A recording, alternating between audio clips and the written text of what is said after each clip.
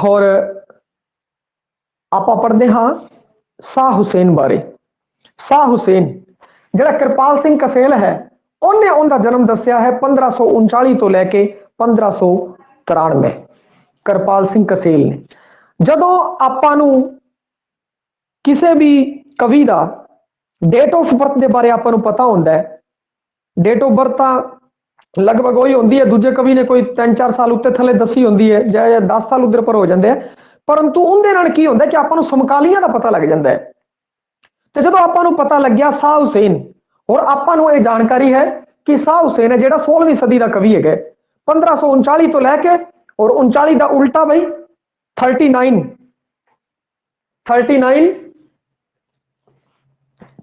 है, उसका उल्टा बनूगा 93। 39 उसका उल्टा 93 बनूगा। एक कृपाल कसेल ने दसिया है, तो आप कृपाल कसेल की लिखी हुई है, इस बारे कोई किंतु परंतु नहीं हैगी है। तो हुण जदों आपां नूं पता लग गया इनकी डेट ऑफ बर्थ, आपां नूं यह भी पता लग जाएगा इस भाई इस जिहड़े 16वीं सदी के जिहड़े होर भला तुसीं राजे कह लो ते जिहड़े इहदे नाम दे लिखारी होए ने वो इहदे समकाली होणगे। तो इत्थों आपां नूं एक पता लगदा जिवें कि 1593, तो 1593 और आपां नूं आ भी पता है गुरु अर्जन देव जी के बारे में 1604 के अंदर गुरु ग्रंथ साहब का संपादन किया, ते अर्जुन देव जी की हो गए इन्हों के समकाली हो गए। फिर उस तो बाद लिखारी कौन सी? भाई गुरदास जी। भाई गुरदास जी भी इन्हों के की हो गए? समकाली हो गए। और गुरु अर्जन देव जी को शहीद किन्ने किया सीगा? जहांगीर ने।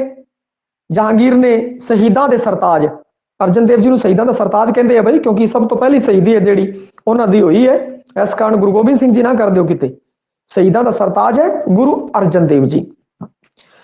ते गुरु अर्जन देव जी को शहीद किने करवाया? जहांगीर नूं। ते जहांगीर का प्यो कौन सीगा? अकबर। तो ये जिहड़े बंदे ने आ की है? समकाली है। तो समकाली के बारे जदों भी आपां याद करने की लोड़ नहीं, जिहड़ा आपां नूं याद है ना उनदे विचों ही आपां लभ लेना है भाई ये उनके समकाली है। गुरु अर्जन देव जी हो गए, भाई गुरदास जी हो गए, अकबर हो गया, जहांगीर हो गया, ये भाई शाह हुसैन दे समकाली ने। फिर उस तो बाद आपां अगली गल करिए, शाह हुसैन नूं की कहंदे हैं? माधो लाल हुसैन भी कहंदे हैं। माधो लाल हुसैन उन्होंने इस कारण कहते हैं क्योंकि माधो ना दे मुंडे दे नाल इन्हां दा प्रेम सीगा, नेड़ता कारण। माधो लाल नाम दे मुंडे दे नेड़ता दे कारण ये की सी, इन्हां दा नाम माधो लाल हुसैन भी पै गया। इन्हां नूं लाल हुसैन भी कहंदे हैं। लाल हुसैन इस कारण कहंदे हैं क्योंकि लाल रंग के कपड़े पा के रखते सीगे, इस कारण इन्हां नूं लाल हुसैन भी कहंदे ने। फिर उस तो अगे गल करिए हाफज।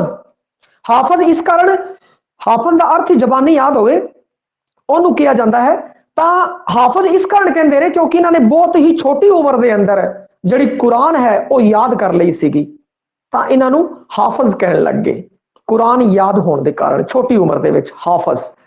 फिर उस तो बाद बस्ती का कवि, क्योंकि इन्होंने जिहड़े सीगे पूरे मस्ती दे विच, पूरे रोह दे विच लिखिया करते सी, गाया करते सी, नचिया करते सीगे, और नशा है जिहड़ा वो भी करया करते सी, बई भंग पी ली, कई कहते दारू वगैरह भी पींदे सन, तो उस नशे दे विच वो रहिंदे सन। तो इन्हां दा कथन भी है, अमला उपर होण निबेड़े क्या सूफी क्या पंगी।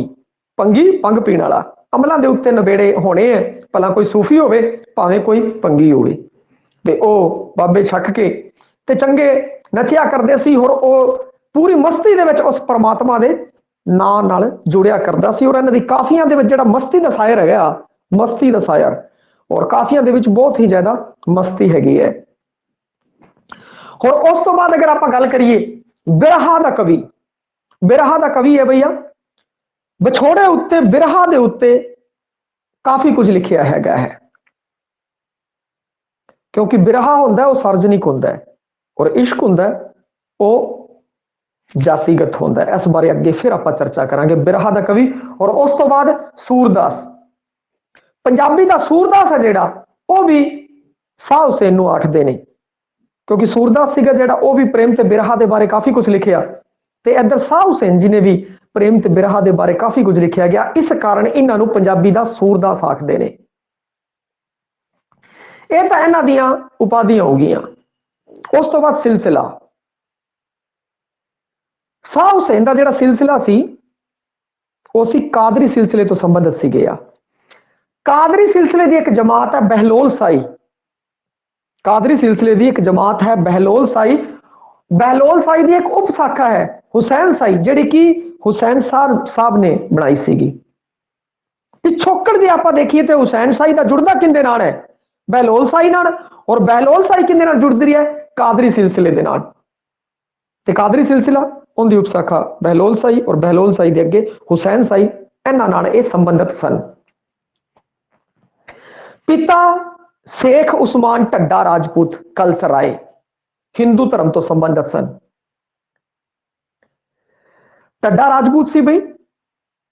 और बुद्ध सिंह ने ते रतन सिंह जग्गी ने आ गल कही है कि ये जिहड़े सीगे आप जी दे वड्डे वडेरे इन्हां दे जिहड़े बुजुर्ग सीगे वो ढड्डा राजपूत गोत कलसराय सीगी। और ये पहला हिंदू होया करदे सी ते इन्हां दे वड्डे वडेरे फिरोज शाह दे टाइम मुस्लिम धर्म इन्हां ने ग्रहण कर लिया और फिर ये मुसलमान हो गए। हुण पिता उस्मान शेख उस्मान ढड्डा राजपूत हुण पिता की बन गया इन्हां दे मुसलमान, क्योंकि इन्हां दे पिता तो पहला ही जिहड़े इन्हां दे वड्डे वडेरे सीगे फिरोज शाह दे समय उन्हां ने हिंदू धर्म नूं छड्ड के मुस्लिम धर्म अपना लिया, क्योंकि उस टाइम मुस्लिम धर्म की चढ़ाई सी और लोग की कहते अपनियां तरक्कियां दे कहानी कुछ भी समझ लो ते वो मुस्लिम धर्म नाल जुड़ रहे सन। तो इस कहानी इन्हां दे वड्डे वडेरे जुड़ गए तो फिर इन्हां दा प्यो आपे मुसलमान होना ही है। फिर अगे शाह हुसैन सी वो भी मुस्लिम। छोटी उम्र च कुरान याद कर ली, हाफिज कर ली बई। मुढ़ली विद्या है जड़ी मुढ़ली विद्या अबू बकर तो लिखी बई सब तो पहले नंबर ते अगर जड़ी मुढ़ली विद्या अबू बकर तो, फिर दूजी बकर बहलोल, बकर ते बहलोल अटैच कर लियो बई। अबू बकर तो पहली, फिर उस तो बाद शेख बहलोल है जेड़ा उस तो इन्हां ने सिक्ख्या लिखी। और अखीरला जेड़ा इन्हां दा गुरु सीगा मुरसद सीगा वो सी सादुल्ला। उस दे बारे आपां गल करदे हां। गुरदेव सिंह की कहता है लाहौर दे शेख सादुल्ला भी लिखा हो सकता है, सादुल्ला भी इस तरीके लिखा हो सकता है। तो कुरान की व्याख्या पढ़ी और अखीरला जिहड़ा इन्हां दा मुरसद सीगा वो सी सादुल्ला। पहला अबू बकर, बकर बहलोल सादुल्ला, बकर बहलोल सादुल्ला। इस तरीके नाल तुसीं इहनूं ध्यान दे विच रख लियो। जदों वो सादुल्ला तो कुरान शरीफ की व्याख्या सुन रहे सी तो एक आयत दे विच आया सी बई ये संसार है जिहड़ा वो खेड तमाशा है। इसी नूं उन्होंने की कीता कि काल की थां हाल नूं की कहंदे है अपने गलबे पा लिया। काल माने कथन, भैया जगत एक खेड तमाशा है, आपां ये खेड तमाशे खेड के वापस उस परमात्मा दे वल चले जाना है, एक कथन सी। परंतु शाह हुसैन ने की इहनूं पूर्ण तरीके नाल अपने जीवन दे विच ही ढाल लिया और सारी उम्र ही की कहते हैं कि फिर वो मस्ती दे विच रहे, मस्ती का सायर मस्ती दे विच रहा और फिर वो परमात्मा के रंग विच रंगे रहंदे सी। भंग दा नशा भी करते सन ते उस दे बारे में तुहानूं पहला दसिया भी होया है। ते उस नशे दे विच चूर उस परमात्मा के रंग दे विच रंगे रहंदे सन। और कृपाल सिंह कसेल ते मोहन सिंह दीवाना है जिहड़े दो विद्वान डॉक्टर मोहन सिंह दीवाना ते कृपाल सिंह कसेल इहनूं मलामती या कलंदरी सिलसिले तो मनते हैं। ये दो विद्वान मलामती ते कलंदरी सिलसिले तो, बाकी जिहड़ा है कादरी सिलसिले तो समझता अगे दसिया होया। परंतु कृपाल कसेल ते मोहन सिंह जिहड़े दीवाना है वो कहता भाई ये मलामतिया सीगा।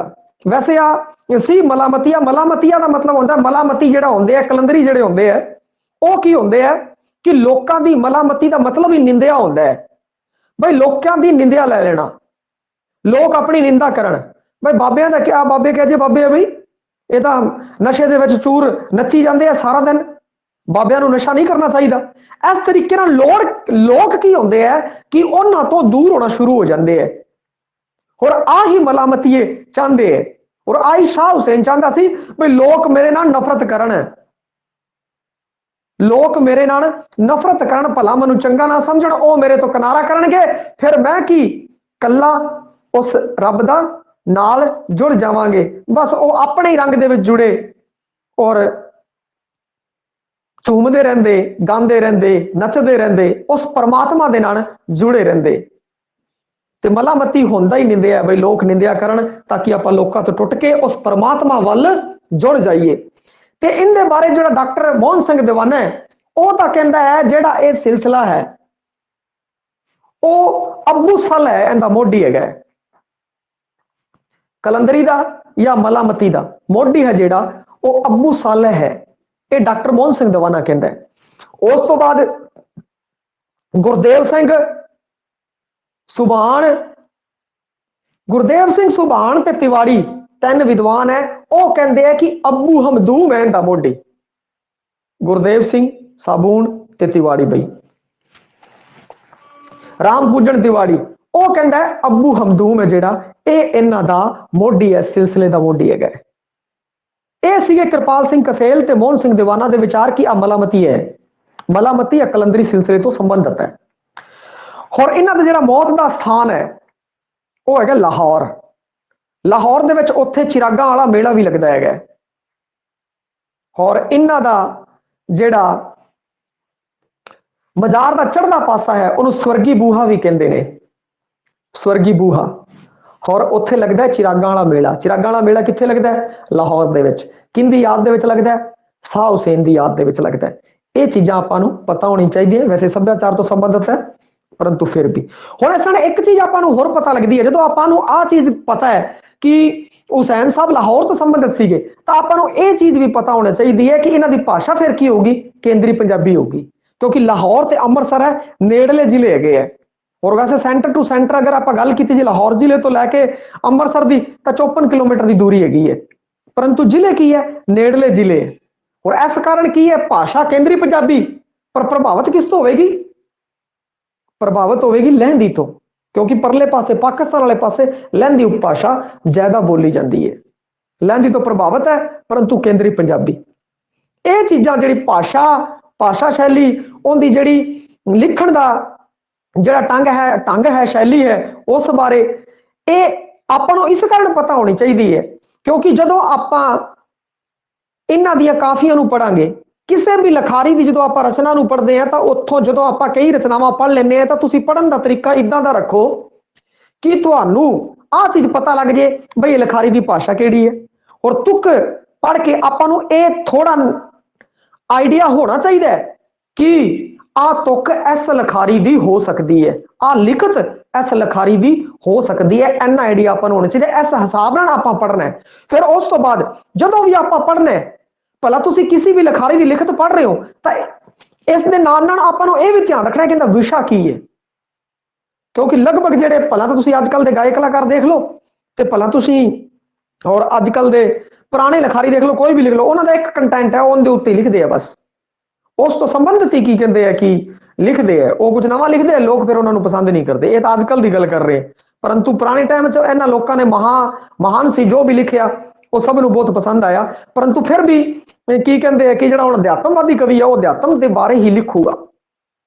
और ये की है मस्ती का शायर है, प्रेम ते बिरहा दे उत्ते इहदा जोर है। तो जो आपां सारियां लिखतां पढ़दे हैं तो लिखतां पढ़न तो बाद ਆਪਾਂ ਨੂੰ ਇਹ ਚੀਜ਼ ਪਤਾ ਲੱਗ ਜਾਣੀ ਚਾਹੀਦੀ ਹੈ ਬਈ ਵਿਸ਼ਾ ਕੀ ਹੈ, ਕਿਸ ਵਿਸ਼ੇ ਦੇ ਉੱਤੇ ਜ਼ਿਆਦਾ ਲਿਖਿਆ ਹੈਗਾ, ਇਹਦੀ ਭਾਸ਼ਾ ਕਿਹੜੀ ਹੈਗੀ ਹੈ, ਇਹਦੀ ਸ਼ੈਲੀ ਕਿਹੜੀ ਹੈ, ਆਪਾਂ ਤੁਕ ਪੜ੍ਹ ਕੇ ਤੁਕ ਪਛਾਣ ਸਕੀਏ। ਇਸ ਤਰੀਕੇ ਨਾਲ ਆਪਾਂ ਪੜ੍ਹਨਾ ਹੈ। ਆਪਾਂ ਕਿੰਦਰ ਇੱਕ ਹੀ ਚੀਜ਼ ਤੋਂ ਜ਼ੋਰ ਦੇ ਰੱਖੀਏ ਬਈ ਆ 9ਵੀਂ ਤੋਂ ਲੈ ਕੇ 12ਵੀਂ ਦੇ ਸਿਲੇਬਸ ਚ ਭਾਈ ਇਸ ਕਵੀ ਦੀ ਆ ਰਚਨਾ ਆਈ ਹੈ, ਇਹਦੇ ਆਪਾਂ ਨੂੰ ਅਰਥ ਪਤਾ ਹੋਣੇ ਚਾਹੀਦੇ, ਇਹਦੇ ਬਾਰੇ ਆ ਪਤਾ ਹੋਣੇ ਚਾਹੀਦੇ। ਨਾਲ ਦੀ ਨਾਲ ਇਸ ਤਰੀਕੇ ਨਾਲ ਥੋੜਾ ਵਾਈਡ ਜਿਹਾ ਪੜੋ ਕਿ ਆਪਾਂ ਨੂੰ ਹੋ ਜੇ। ਔਰ ਆਪਾਂ ਅੱਜ ਉਸੇ ਦੇ ਉੱਤੇ ਕਰਾਂਗੇ ਥੋੜਾ ਜਿਹਾ ਵਿਚਾਰ ਚਰਚਾ। ਹੁਣ ਜਿਵੇਂ ਕੀ ਹੈ ਕਿ ਜਿਹੜਾ ਕੁਸਤਾ ਮੌਲਾ ਬਖਸ਼ ਕੁਸਤਾ ਤੇ ਗੁਰਦੇਵ ਸਿੰਘ ਇਹਨੇ ਕਿਹਾ ਹੈ ਕਿ 35 ਰਾਗਾਂ ਹੈ ਤੇ ਬਹੁਤ ਥਾਂ 35 ਰਾਗਾਂ ਹੀ ਹਨ। शाह हुसैन ने जिन्नी भी जिहड़ी बाणी लिखी है वो 35 रागां दे अंदर लिखी है। गुरदेव सिंह ते कुस्ता जी है जिहड़े मौला बख्श कुस्ता ये इनकी हामी भरते हैं और अधिकतर थां तुसीं देखोगे 35 ही है भाई। तो इहदे विच की है कि एक चीज़ तुसीं ध्यान रखनी है, आपां सब तो पहला रागा पढ़ांगे, रागा पढ़न तो बाद जदों आपां ये चीज़ पहला तुसीं ध्यान च रखनी है जदों मैं रागा पढ़ा भाई कई रागां गुरु ग्रंथ साहब दी रागां दे नाल मिलदियां तो आपां की करांगे इहदियां 35 रागां 35 रागां नूं जदों ध्यान रखांगे तो आपां नूं जदों 31 रागां गुरु ग्रंथ साहब दियां पता है ਤਾਂ ਆਪਾਂ ਕੀ ਹੈ ਕਿ ਉਹਨਾਂ ਦੇ ਵਿੱਚੋਂ ਜਿਹੜੀਆਂ ਐਕਸਟਰਾ ਰਾਗਾਂ ਹੈ ਉਹਨਾਂ ਦੀ ਤਰਫ ਆਪਣਾ ਜ਼ਿਆਦਾ ਧਿਆਨ ਹੋਵੇ ਤੇ ਉਸ ਹਿਸਾਬ ਨਾਲ ਆਪਾਂ ਨੂੰ ਆਈਡੀਆ ਜਿਹਾ ਲੱਗ ਜੇ ਜਸ਼ਵਾਂ ਜਿਹਾ। ਹੁਣ ਦੇਖੋ ਸਿਰੀ ਰਾਗ, ਗੌੜੀ, ਮਾਝ, ਆਸਾ, ਆਸਾਵਰੀ, ਝੰਜੋਟੀ। ਇਹ ਝੰਜੋਟੀ ਰਾਗ ਹੈ ਨਾ ਜਿਹੜੀ, ਉਹ ਗੁਰੂ ਗ੍ਰੰਥ ਸਾਹਿਬ ਚ ਨਹੀਂ ਗੀ, ਝੰਜੋਟੀ ਅੱਡ ਹੈ। ਝੰਜੋਟੀ, ਗੁਜਰੀ, ਦੇਵ ਗੰਧਾਰੀ, ਵਡਹੰਸ, ਸੋਰਠ, ਧਨਾਸਰੀ, ਜੈਜਾਵੰਤੀ ਗੁਰੂ ਤੇਗ ਬਹਾਦਰ ਜੀ ਨੇ ਲਿਖੀ ਸੀ ਖਾਸ। ਤਿਲੰਗ, ਸਿੰਧੜਾ ਰਾਗ ਹੈ ਜਿਹੜੀ, ਉਹ ਕੀ ਹੈ, ਸਾਹ ਹੁਸੈਨ ਨੇ ਵਰਤੀ ਹੈ ਬਈ, ਅਲੱਗ ਹੈ, ਗੁਰੂ ਗ੍ਰੰਥ ਸਾਹਿਬ ਤੋਂ ਅਲੱਗ ਹੈ। ਸੂਹੀ, ਬਿਲਾਵਲ, ਗੌਂਡ, ਰਾਮਕਲੀ, ਢੋਲਾ, ਖੱਟ, ਪਰਜ ਤੇ ਜੋਗ। ਢੋਲਾ, ਖੱਟ, ਪਰਜ ਤੇ ਜੋਗ, ਇਹ ਜਿਹੜੀਆਂ ਚਾਰ ਰਾਗਾਂ ਨੇ ਇਹ ਵੀ ਗੁਰੂ ਗ੍ਰੰਥ ਸਾਹਿਬ ਦੇ ਵਿੱਚ ਦਰਜ ਨਹੀਂ ਹੈ। ਤੁਖਾਰੀ, ਕਿਦਾਰਾ, ਭੈਰੋ, ਭੈਰਵੀ, ਬਸੰਤ, ਹਿੰਡੋਲ, ਸਾਰੰਗ, ਕਾਨੜਾ ਤਿਲੰਗ ਬਈ ਮਿਲਵੀ ਹੈ, ਕਾਨੜਾ ਤਿਲੰਗ, ਕਾਨੜਾ ਮਾਰੂ, ਜੰਗਲਾ ਤੇ ਕਲਿਆਣ। ਹੁਣ ਆਪਾਂ ਇਹ ਦੇਖਦੇ ਹਾਂ, ਜਦੋਂ ਆਪਾਂ ਨੂੰ ਗੁਰੂ ਗ੍ਰੰਥ ਸਾਹਿਬ ਵਾਲੀਆਂ ਰਾਗਾਂ ਯਾਦ ਹੈ ਤਾਂ ਆਪਾਂ ਕੀ ਕਰਾਂਗੇ, ਜਿਹੜੀਆਂ ਅਲੱਗ ਰਾਗਾਂ ਉਹ ਥੋੜੀਆਂ ਜਿਹੀਆਂ ਆਪਾਂ ਧਿਆਨ ਚ ਰੱਖ ਲਾਂਗੇ ਤਾਂ ਇਸ ਤਰ੍ਹਾਂ ਇੱਕ ਆਪਾਂ ਨੂੰ ਅੰਦਾਜ਼ਾ ਜਾ ਹੋ ਜਾਊਗਾ ਬਈ ਆ ਰਾਗਾਂ ਹੋਣੀਆਂ ਚਾਹੀਦੀਆਂ। ਉਸ ਤੋਂ ਇਲਾਵਾ ਕੋਈ ਆਂਦਾ ਤਾਂ ਉਹ ਆਪਸ਼ਨ ਆਪਾਂ ਜਦੋਂ ਵੀ ਆਪਾਂ ਪ੍ਰਸ਼ਨ ਕਰਾਂਗੇ ਤਾਂ ਜਿਹੜਾ ਗਲਤ ਹੁੰਦੇ ਜਾਣਗੇ ਉਹ ਆਪਾਂ ਕੱਟ ਦਾਂਗੇ, ਫਿਰ ਉਸ ਤੋਂ ਬਾਅਦ ਇੱਕ ਜਾਂ ਦੋ ਆਪਸ਼ਨ ਬਚਣਗੇ, ਉਹਨਾਂ ਵਿੱਚੋਂ ਆਪਾਂ ਸਹੀ ਦੀ ਤਰਫ ਚਲੇ ਜਾਵਾਂਗੇ। ਤਾਂ ਦੇਖਿਆ ਜਾਵੇ ਤਾਂ ਝੰਜੋਟੀ, ਸਿੰਧੜਾ, ਝੰਜੋਟੀ, ਢੋਲਾ, ਖੱਟ, ਪਰਜ, ਜੋਗ ਤੇ ਜੰਗਲਾ। ਜੋਗ, ਜੰਗਲਾ, ਢੋਲਾ, ਖੱਟ, ਪਰਜ, ਸਿੰਧੜਾ ਤੇ ਝੰਜੋਟੀ, ਆਹ ਰਾਗਾਂ ਹੈ ਜਿਹੜੀਆਂ ਇਹ ਗੁਰੂ ਗ੍ਰੰਥ ਸਾਹਿਬ ਦੇ ਵਿੱਚ ਦਰਜ ਨਹੀਂ ਹੈ। ਤਾਂ ਇਸ ਤਰੀਕੇ ਨਾਲ ਤੁਸੀਂ ਜਦੋਂ ਧਿਆਨ ਰੱਖ ਕੇ ਥੋੜਾ ਜਿਹਾ ਯਾਦ ਕਰੋਗੇ ਤਾਂ ਆਰਾਮ ਨਾਲ 35 ਰਾਗਾਂ ਯਾਦ ਕਰਨ 'ਚ ਦਿੱਕਤ ਨਹੀਂ ਆਊਗੀ, ਕਿਉਂਕਿ ਜੇ ਆਪਾਂ ਨੂੰ ਜਿਸ ਹਿਸਾਬ ਨਾਲ ਆਪਾਂ ਗੁਰਮਤ ਵਿੱਚ ਕਾਵ ਧਾਰਾ ਦੇ ਅੰਦਰ ਰਾਗਾਂ ਯਾਦ ਕੀਤੀਆਂ, ਅਸੀਂ ਥੋੜਾ ਧਿਆਨ ਦੇ ਵਿੱਚ ਰੱਖਣਾ ਹੈ ਔਰ ਜ਼ਿਆਦਾ ਪੂਰੀਆਂ ਰਟਣ ਦੀ ਵੀ ਲੋੜ ਨਹੀਂ ਆਪਾਂ ਨੂੰ, ਐਵੇਂ ਉਂਗਲੀਆਂ ਤੇ ਆਪਾਂ ਨੂੰ ਧਿਆਨ ਰਵੇ ਔਰ ਆਪਾਂ ਇਹ ਪਛਾਣ ਸਕੀਏ ਹਾਂ ਬਈ। ਫਿਰ ਉਸ ਤੋਂ ਬਾਅਦ ਕੀ ਹੈ ਕਿ ਕਈ ਰਚਨਾਵਾਂ ਨੇ ਜੋ ਜਿਵੇਂ ਮੁਕੰਮਲ ਕਲਾਮ ਸਾਹ ਹੁਸੈਨ ਹੈ, ਉਹ ਡਾਕਟਰ ਮੋਹਨ ਸਿੰਘ ਦੀਵਾਨਾ ਨੇ ਲਿਖਿਆ, ਕਿਉਂਕਿ ਡਾਕਟਰ ਮੋਹਨ ਸਿੰਘ ਦੀਵਾਨਾ ਨੇ ਕੀ ਕੀਤਾ ਸੀ, ਰਿਸਰਚ ਕੀਤੀ ਸੀ ਇਹਦੇ ਉੱਤੇ, ਰਿਸਰਚ ਕੀਤੀ ਔਰ ਆਹ ਚੀਜ਼ ਲਿਖੀ, ਮੁਕੰਮਲ ਕਲਾਮ ਸਾਹ ਹੁਸੈਨ, ਡਾਕਟਰ ਮੋਹਨ ਸਿੰਘ ਦੀਵਾਨਾ। ਹੁਸੈਨ ਰਤਨਾਵਲੀ ਇਹ ਪਿਆਰਾ ਸਿੰਘ ਪਦਮ ਨੇ ਲਿਖੀ ਹੈ ਬਈ। ਤੇ ਇਹ ਕੀ ਕਹਿੰਦੇ ਆ ਕਿ ਇਸ ਬਾਰੇ ਸੀਗਾ। ਉਸ ਤੋਂ ਬਾਅਦ ਜੇ ਆਪਾਂ ਗੱਲ ਕਰੀਏ ਰਚਨਾਵਾਂ ਦੀ ਤੇ ਇਹਨਾਂ ਦੀਆਂ ਜਿਹੜੀਆਂ ਕਾਫੀਆਂ ਸੀਗੀਆਂ ਉਸ ਬਾਰੇ ਆਪਾਂ ਗੱਲ ਕਰੀਏ ਤੇ ਪ੍ਰਮੁੱਖ ਜਿਹੜੀਆਂ ਕਾਫੀਆਂ ਨੇ ਉਹਨੂੰ ਆਪਾਂ ਪੜਾਂਗੇ। ਫਿਰ ਉਸ ਤੋਂ ਬਾਅਦ ਜਿਹੜੀ ਆਪਣੀ 11ਵੀਂ ਜਮਾਤ ਦੇ ਅੰਦਰ ਸਾਹ ਹੁਸੈਨ ਦੀ ਜਿਹੜੀ ਪਾਠ ਹੈ ਉਹਦੇ ਵਿੱਚ ਕਾਫੀਆਂ ਹੈ, ਉਹਦੇ ਬਾਰੇ ਆਪਾਂ ਥੋੜਾ ਵਿਸਥਾਰ ਨਾਲ ਪੜਾਂਗੇ। ਹੁਣ ਸਾਹਿਬ ਤੇਰੀ ਬੰਦੀਆਂ ਚੰਗੀਆਂ ਕਿ ਮੰਦੀਆਂ, ਆ ਵੀ ਕਾਫੀ ਵੀ। ਉਸ ਤੋਂ ਬਾਅਦ ਪਾਵੇਂਗਾ ਦੀਦਾਰ ਸਾਹਿਬ ਦਾ ਮਿੱਤਰਾਂ ਦੀ ਮੇਜ਼ਬਾਨੀ ਖਾਤਰ, ਇਸ ਤੋਂ ਅੱਗੇ ਖੂਨ ਛਾਣੀ ਦਾ ਕੁਝ ਐਜਾ।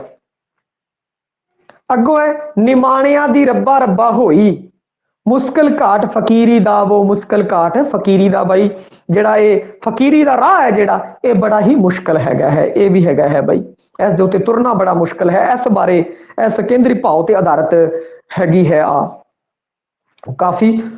ਹੋਰ ਉਸ ਤੋਂ ਬਾਅਦ ਮੈਂ ਕੀ ਝੋਕ ਰਾਂਝਣ ਦੀ ਜਾਣਾ, ਇੱਥੇ ਆ ਗਿਆ ਰਾਂਝਣ ਪ੍ਰਤੀਕ ਆ ਗਿਆ। ਇਹ ਆਪਾਂ ਜਦੋਂ ਵੀ ਆਪਾਂ ਪੜ੍ਹਦੇ ਹਾਂ ਤੇ ਇਹ ਚੀਜ਼ ਧਿਆਨ ਰੱਖਣੀ ਹੈ ਬਈ ਕਿਹੜਾ ਪ੍ਰਤੀਕ ਆਇਆ ਹੈ, ਕਿਹੜੇ ਕਿਹੜੇ ਪ੍ਰਤੀਕਾਂ ਦੀ ਵਰਤੋਂ ਹੋਈ ਹੈ, ਭਾਸ਼ਾ ਕਿਸ ਪ੍ਰਕਾਰ ਦੀ ਹੈ।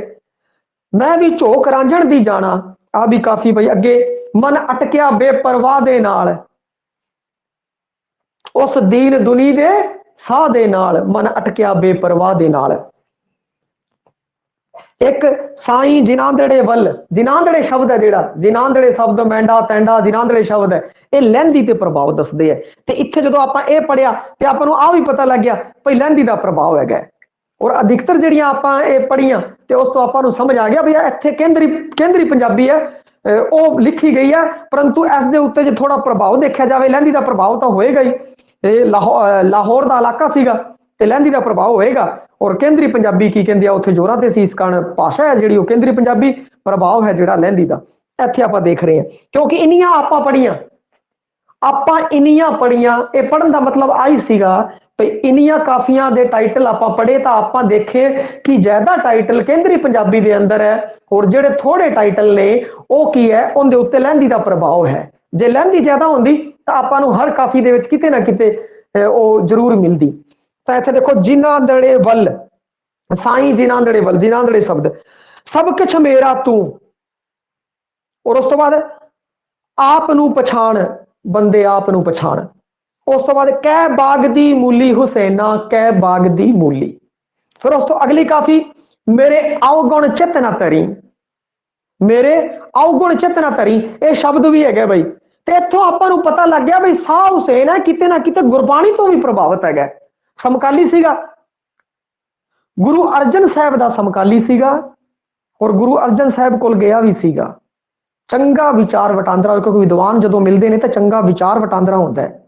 ਪਰੰਤੂ ਗੁਰੂ ਸਾਹਿਬ ਨੇ ਆ ਕਿਹਾ ਕਿ ਜਿਹੜੀ ਸ਼ਾਹ ਹੁਸੈਨ ਦੀ ਜਿਹੜੀਆਂ ਕਾਫੀਆਂ ਨੇ ਉਹਦੇ ਵਿੱਚ ਨਸ਼ਾ ਹੈ, ਜਿਹੜਾ ਨਸ਼ੇ 'ਚ ਲਿਖੀਆਂ ਹੋਈਆਂ, ਨਸ਼ੇ ਚੂਰ, ਉਸ ਪਰਮਾਤਮਾ ਦੀ ਬੰਦਗੀ ਦੇ ਬਾਰੇ ਲਿਖੀਆਂ ਹੋਈਆਂ ਨੇ।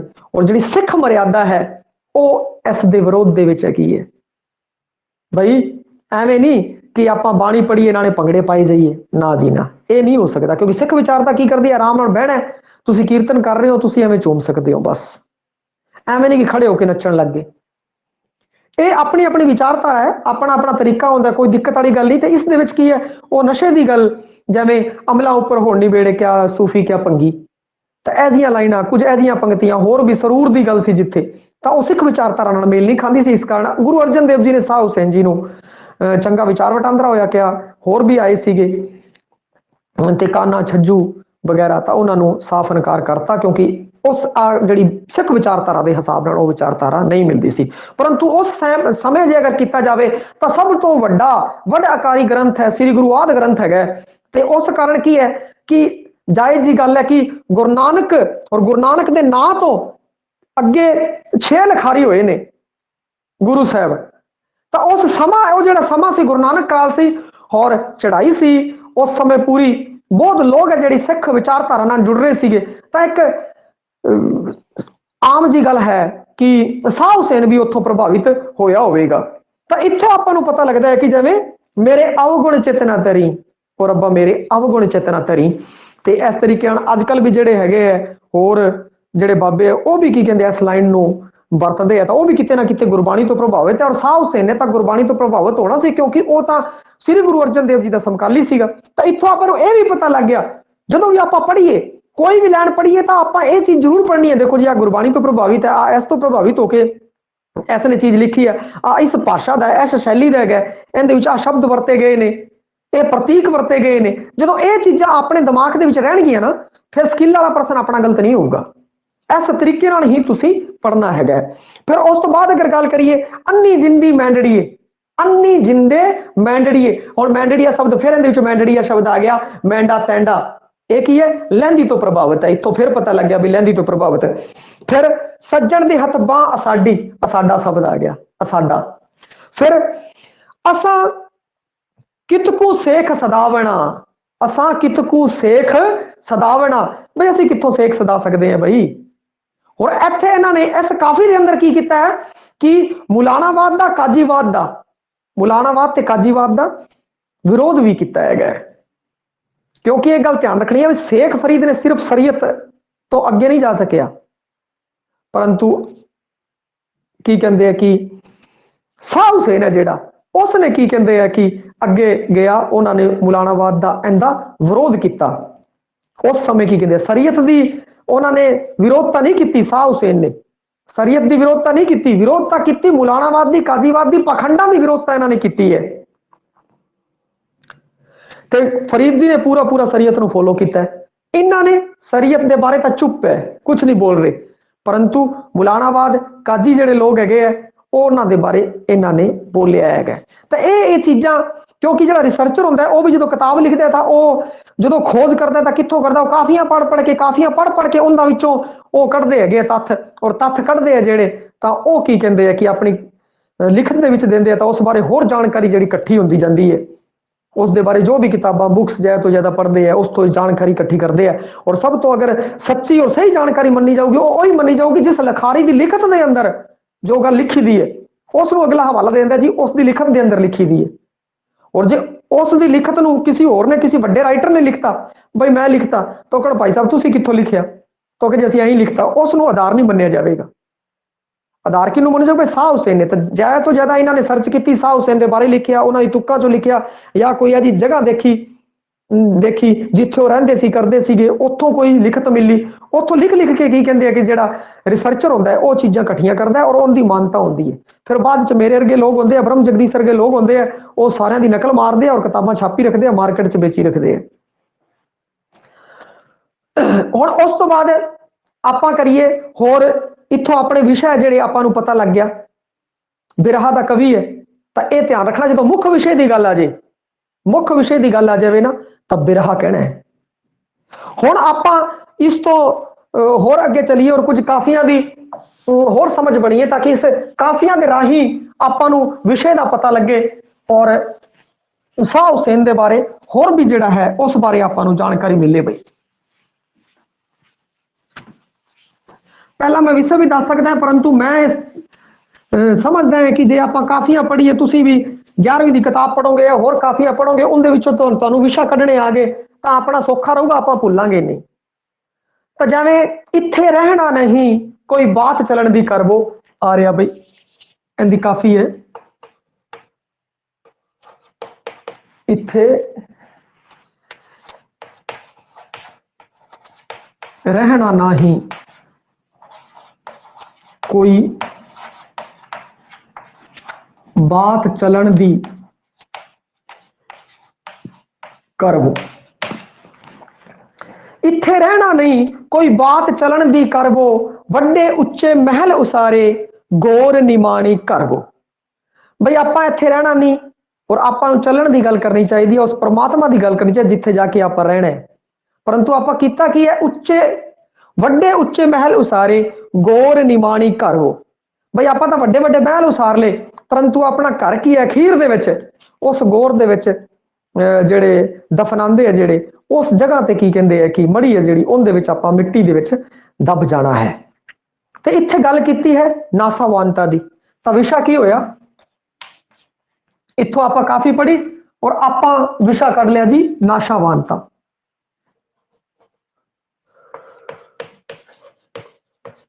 नाशावानता फिर आप अगली गल करिए ज्यादातर काफियां जिंदे बारे लिखी गई है रही होवे नाल सजन दे रही होवे। देखो जी रही होवे नाल सजन दे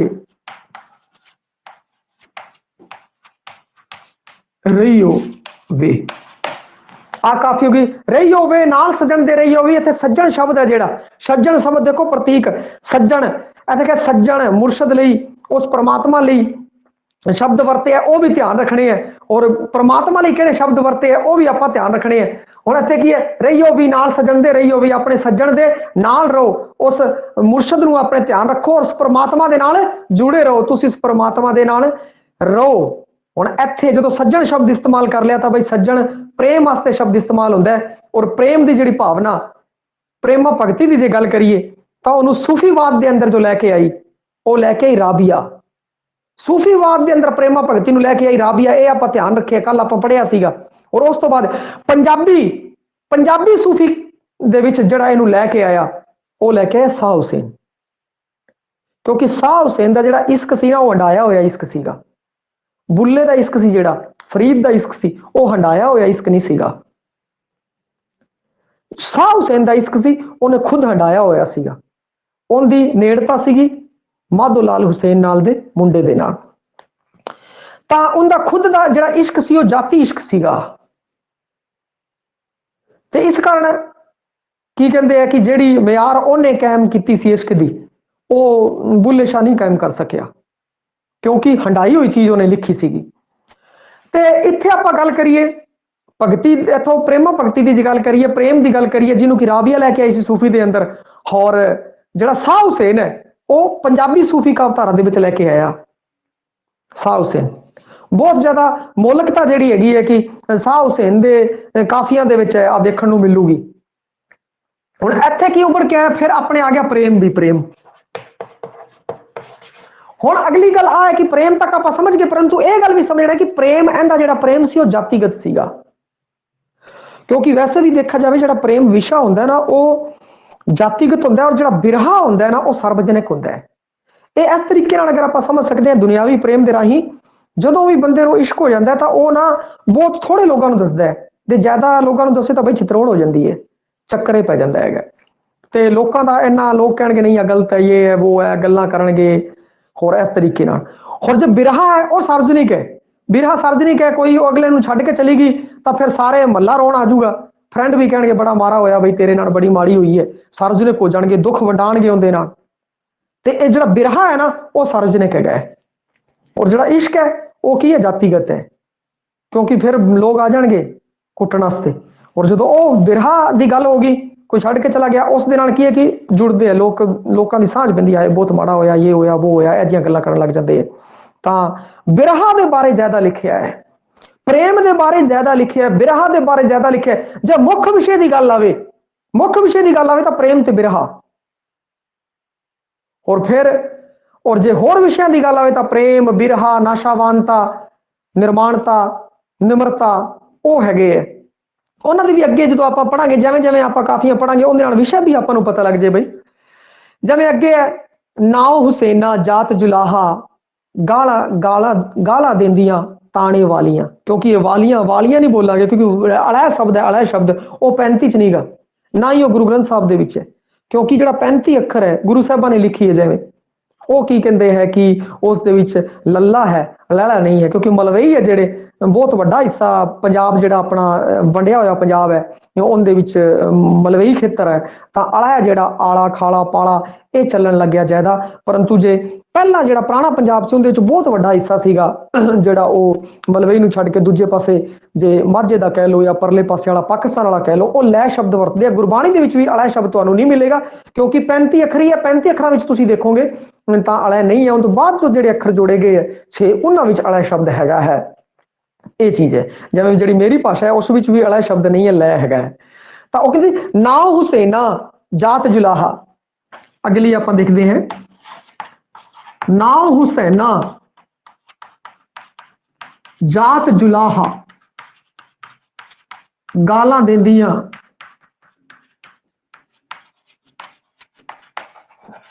ਤਾਣੇ ਵਾਲੀਆਂ।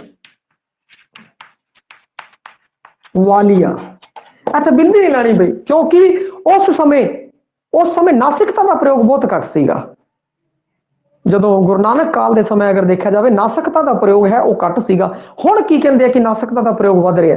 ਤੇ ਹੁਣ ਜਿਵੇਂ ਇਹਨੂੰ ਇਸ ਦੇ ਹਿਸਾਬ ਨਾਲ ਪੜਾਂਗੇ, ਦਿੰਦੀਆਂ ਤਾਣੇ ਵਾਲੀਆਂ, ਆਪ ਹੀ ਆਪਾਂ ਬਿੰਦੀ ਲੱਗ ਜੂਗੀ, ਕਿਉਂਕਿ ਹੁਣ ਧੀਰੇ ਧੀਰੇ ਭਾਸ਼ਾ ਹੈ ਜੋ ਕੀੜੀ ਦੀ ਤੌਰ ਤੇ ਬਦਲਦੀ ਹੈ।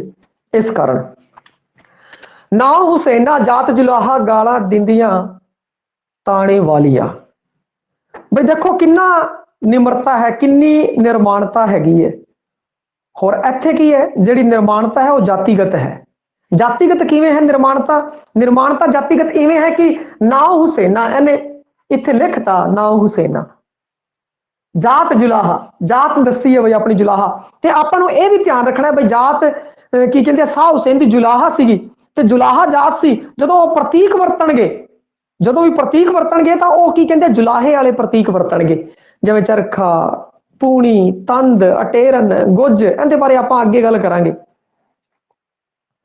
ਜਿਵੇਂ ਨਾਮ ਹੁਸੈਨਾ ਜਾਤ ਜੁਲਾਹਾ, ਬਈ ਨਾਮ ਹੁਸੈਨ ਹੈ, ਜਾਤ ਕੀ ਹੈ ਜੁਲਾਹਾ, ਗਾਲਾਂ ਦੇਂਦੀਆਂ ਤਾਣੇ ਵਾਲੀਆਂ। ਬਈ ਤਾਣੇ ਵਾਲੀਆਂ ਗਾਲਾਂ ਕਹਿੰਦੀਆਂ ਬਈ ਇਹ ਕਿਹੜੇ ਕੰਮ 'ਚ ਲੱਗਿਆ ਹੋਇਆ ਤੂੰ।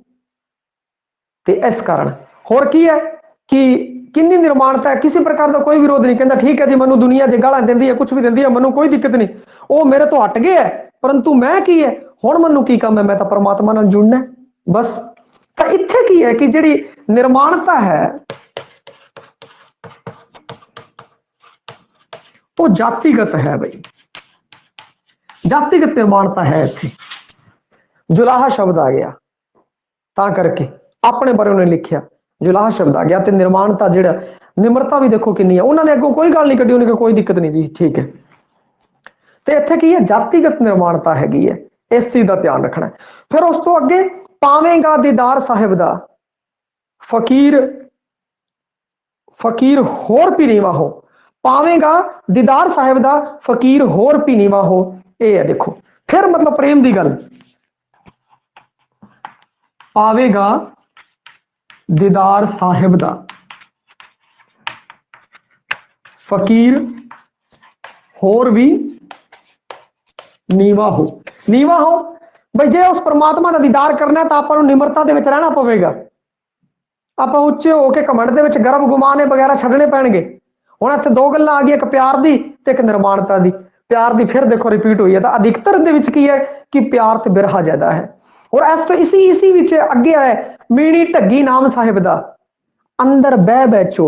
मीणी ढग्गी, इत्थे जिहड़ा मीणी शब्द है वो तो मीणी शब्द है, वो तो हैगा है लमकदे ਸਿੰਘਾਂ वाली जिहड़ी मझ ते गां हुंदी है ना, ਉਹਨੂੰ मीणी कहंदे है। परंतु जब मीणी ढग्गी नाल लग गया तो इत्थे थोड़ा जा गां नूं तुरना पवेगा, और गां नूं तुर के फिर छोटे कद वाली जिहड़ी लिस्सी गां हैगी है उनके बारे मीणी ढग्गी अर्थ दसिया मैं अर्थ। पर हुण भावर्थ की गल करांगे, हुण भावर्थ की गल करांगे। मीणी ढग्गी नाम साहिब दा, हुण इत्थे मीणी ढग्गी किनू कहा, साहिब दे नाम नूं कहा गया। क्योंकि आ सकता है भाई शाह हुसैन ने मीणी ढग्गी किनू कहा, मीणी ढग्गी साहिब दे नाम नूं कहा होया, क्योंकि ये अपनी 11वीं जमात के अंदर भी है। मीणी ढग्गी नाम साहिब दा, अंदर बह बैचो।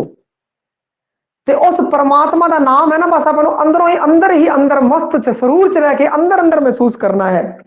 तो जिवें गां की है वो तो आप एवं चाहते हैं, परंतु जो आप अंदरों मीणी ढग्गी बन जा, अंदरों ही अंदर अपने सरूर नूं महसूस करना है, और अंदर ही अंदर उस परमात्मा दे नाल जुड़ना है, और अंदर ही अंदर उस रस नूं जिहड़ा रस नूं महसूस करना है। ये गल है जो इत्थे कही गई है। और फिर उस तो बाद दर्द विछोड़े दा हाल नहीं मैं किनू आखां, सूला मार दीवानी कीती। अगला देखो, अगली काफी, दर्द विछोड़े दा हाल नी मैं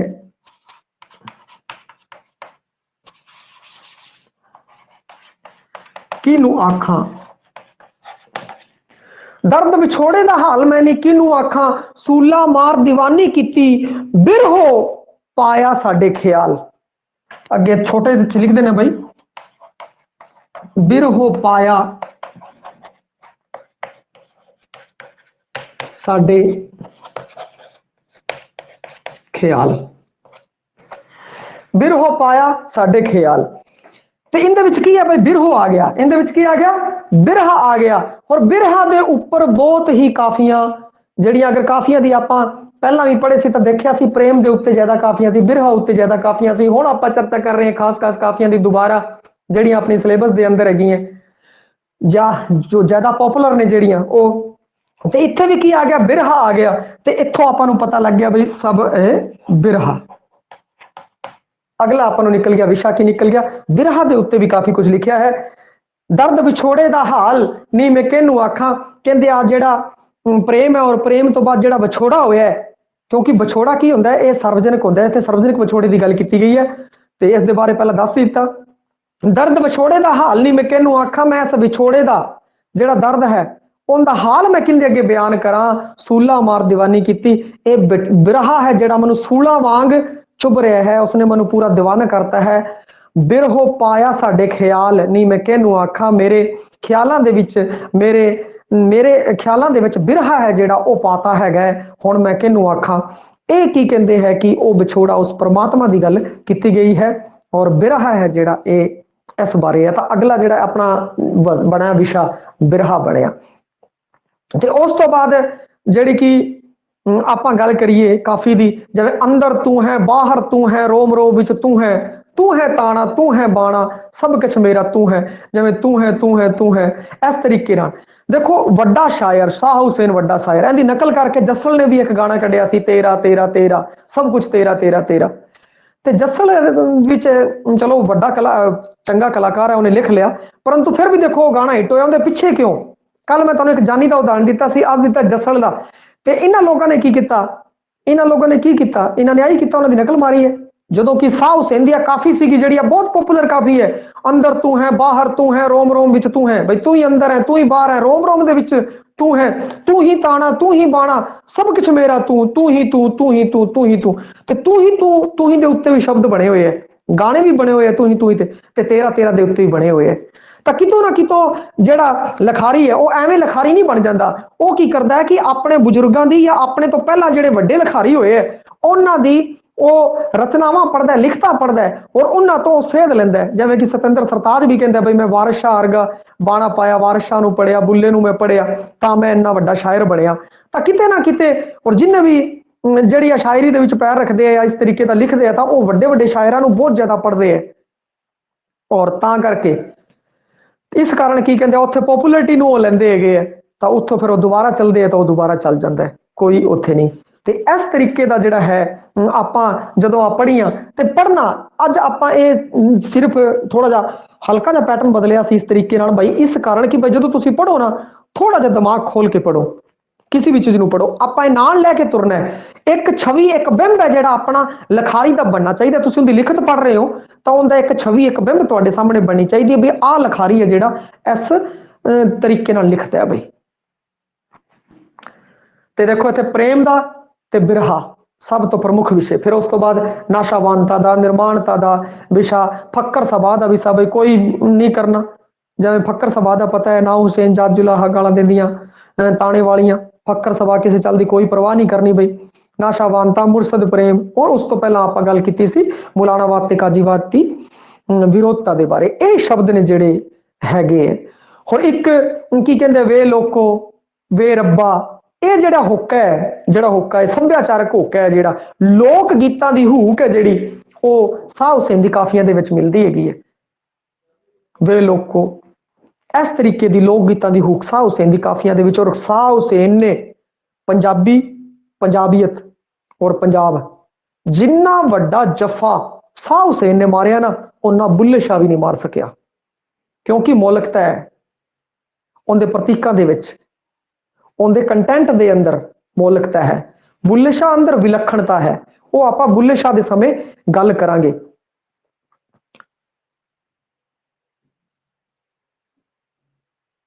ਹਾਂ, ਇਹਦੇ ਬਾਰੇ ਵੀ ਆਪਾਂ ਚਰਚਾ ਕਰਾਂਗੇ ਵੀ ਇਹਦੀ ਸੰਖਿਆ ਕੀ ਹੈ। ਕੋਈ ਨਹੀਂ, ਮੈਂ ਦੱਸਣਾ ਹੀ ਸੀਗਾ, ਅਗਲਾ ਆਪਣਾ ਆਹੀ ਟੌਪਿਕ ਸੀਗਾ। ਇਸ ਬਾਰੇ ਵੀ ਦੱਸਾਂਗੇ, ਪਰ ਇਸ ਤੋਂ ਪਹਿਲਾਂ ਆਪਾਂ ਕੰਟੈਂਟ ਤੋਂ ਨਾ ਜਾਈਏ, ਇਸ ਤੇ ਬਾਰੇ ਅੱਗੇ ਗੱਲ ਕਰੀਏ ਕਿ ਇਹਦੀ ਜਾਤ ਕੀ ਸੀ, ਜੁਲਾਹਾ ਸੀਗਾ। ਤੇ ਹੁਣ ਇੱਕ ਨਾ ਜਿਹੜੇ ਪ੍ਰਤੀਕ ਨੇ ਵਰਤੇ, ਉਹਨਾਂ ਦਾ ਆਪਾਂ ਨੂੰ ਧਿਆਨ ਦੇ ਵਿੱਚ ਰੱਖਣਾ ਪਵੇਗਾ ਬਈ।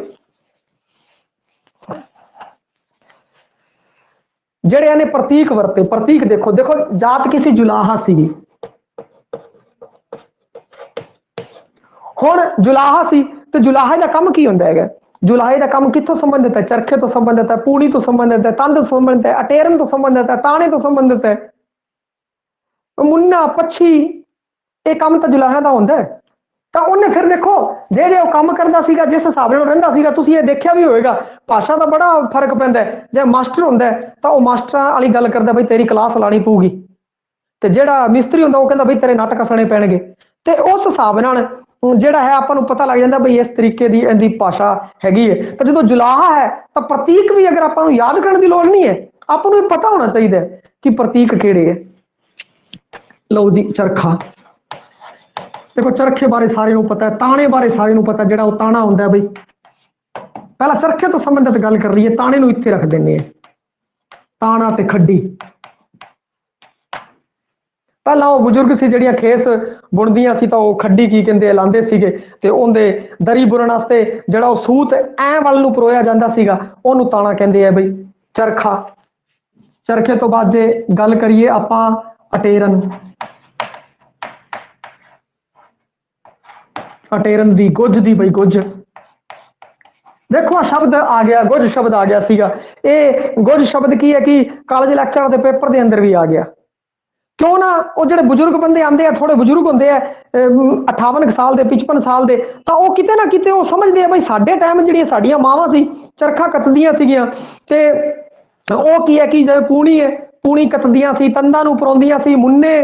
ਤੇ ਬੱਚੇ ਨੂੰ ਕਿਤੇ ਨਾ ਕਿਤੇ ਉਹ ਜਾਣਕਾਰੀ ਹੋਣੀ ਚਾਹੀਦੀ। ਜੇ ਬੱਚੇ ਨੂੰ ਨਹੀਂ ਜਾਣਕਾਰੀ, ਇਹ ਪ੍ਰਸ਼ਨ ਪਾਵਾਂਗੇ, ਫਿਰ ਜਾ ਕੇ ਬੱਚਾ ਆਪਣੇ ਘਰੇ ਗੱਲ ਕਰੂਗਾ, ਉਹਦੀ ਮਾਂ ਉਹਨੂੰ ਦੱਸੂਗੀ ਪੁੱਤਰ ਐਵੇਂ ਹੈ।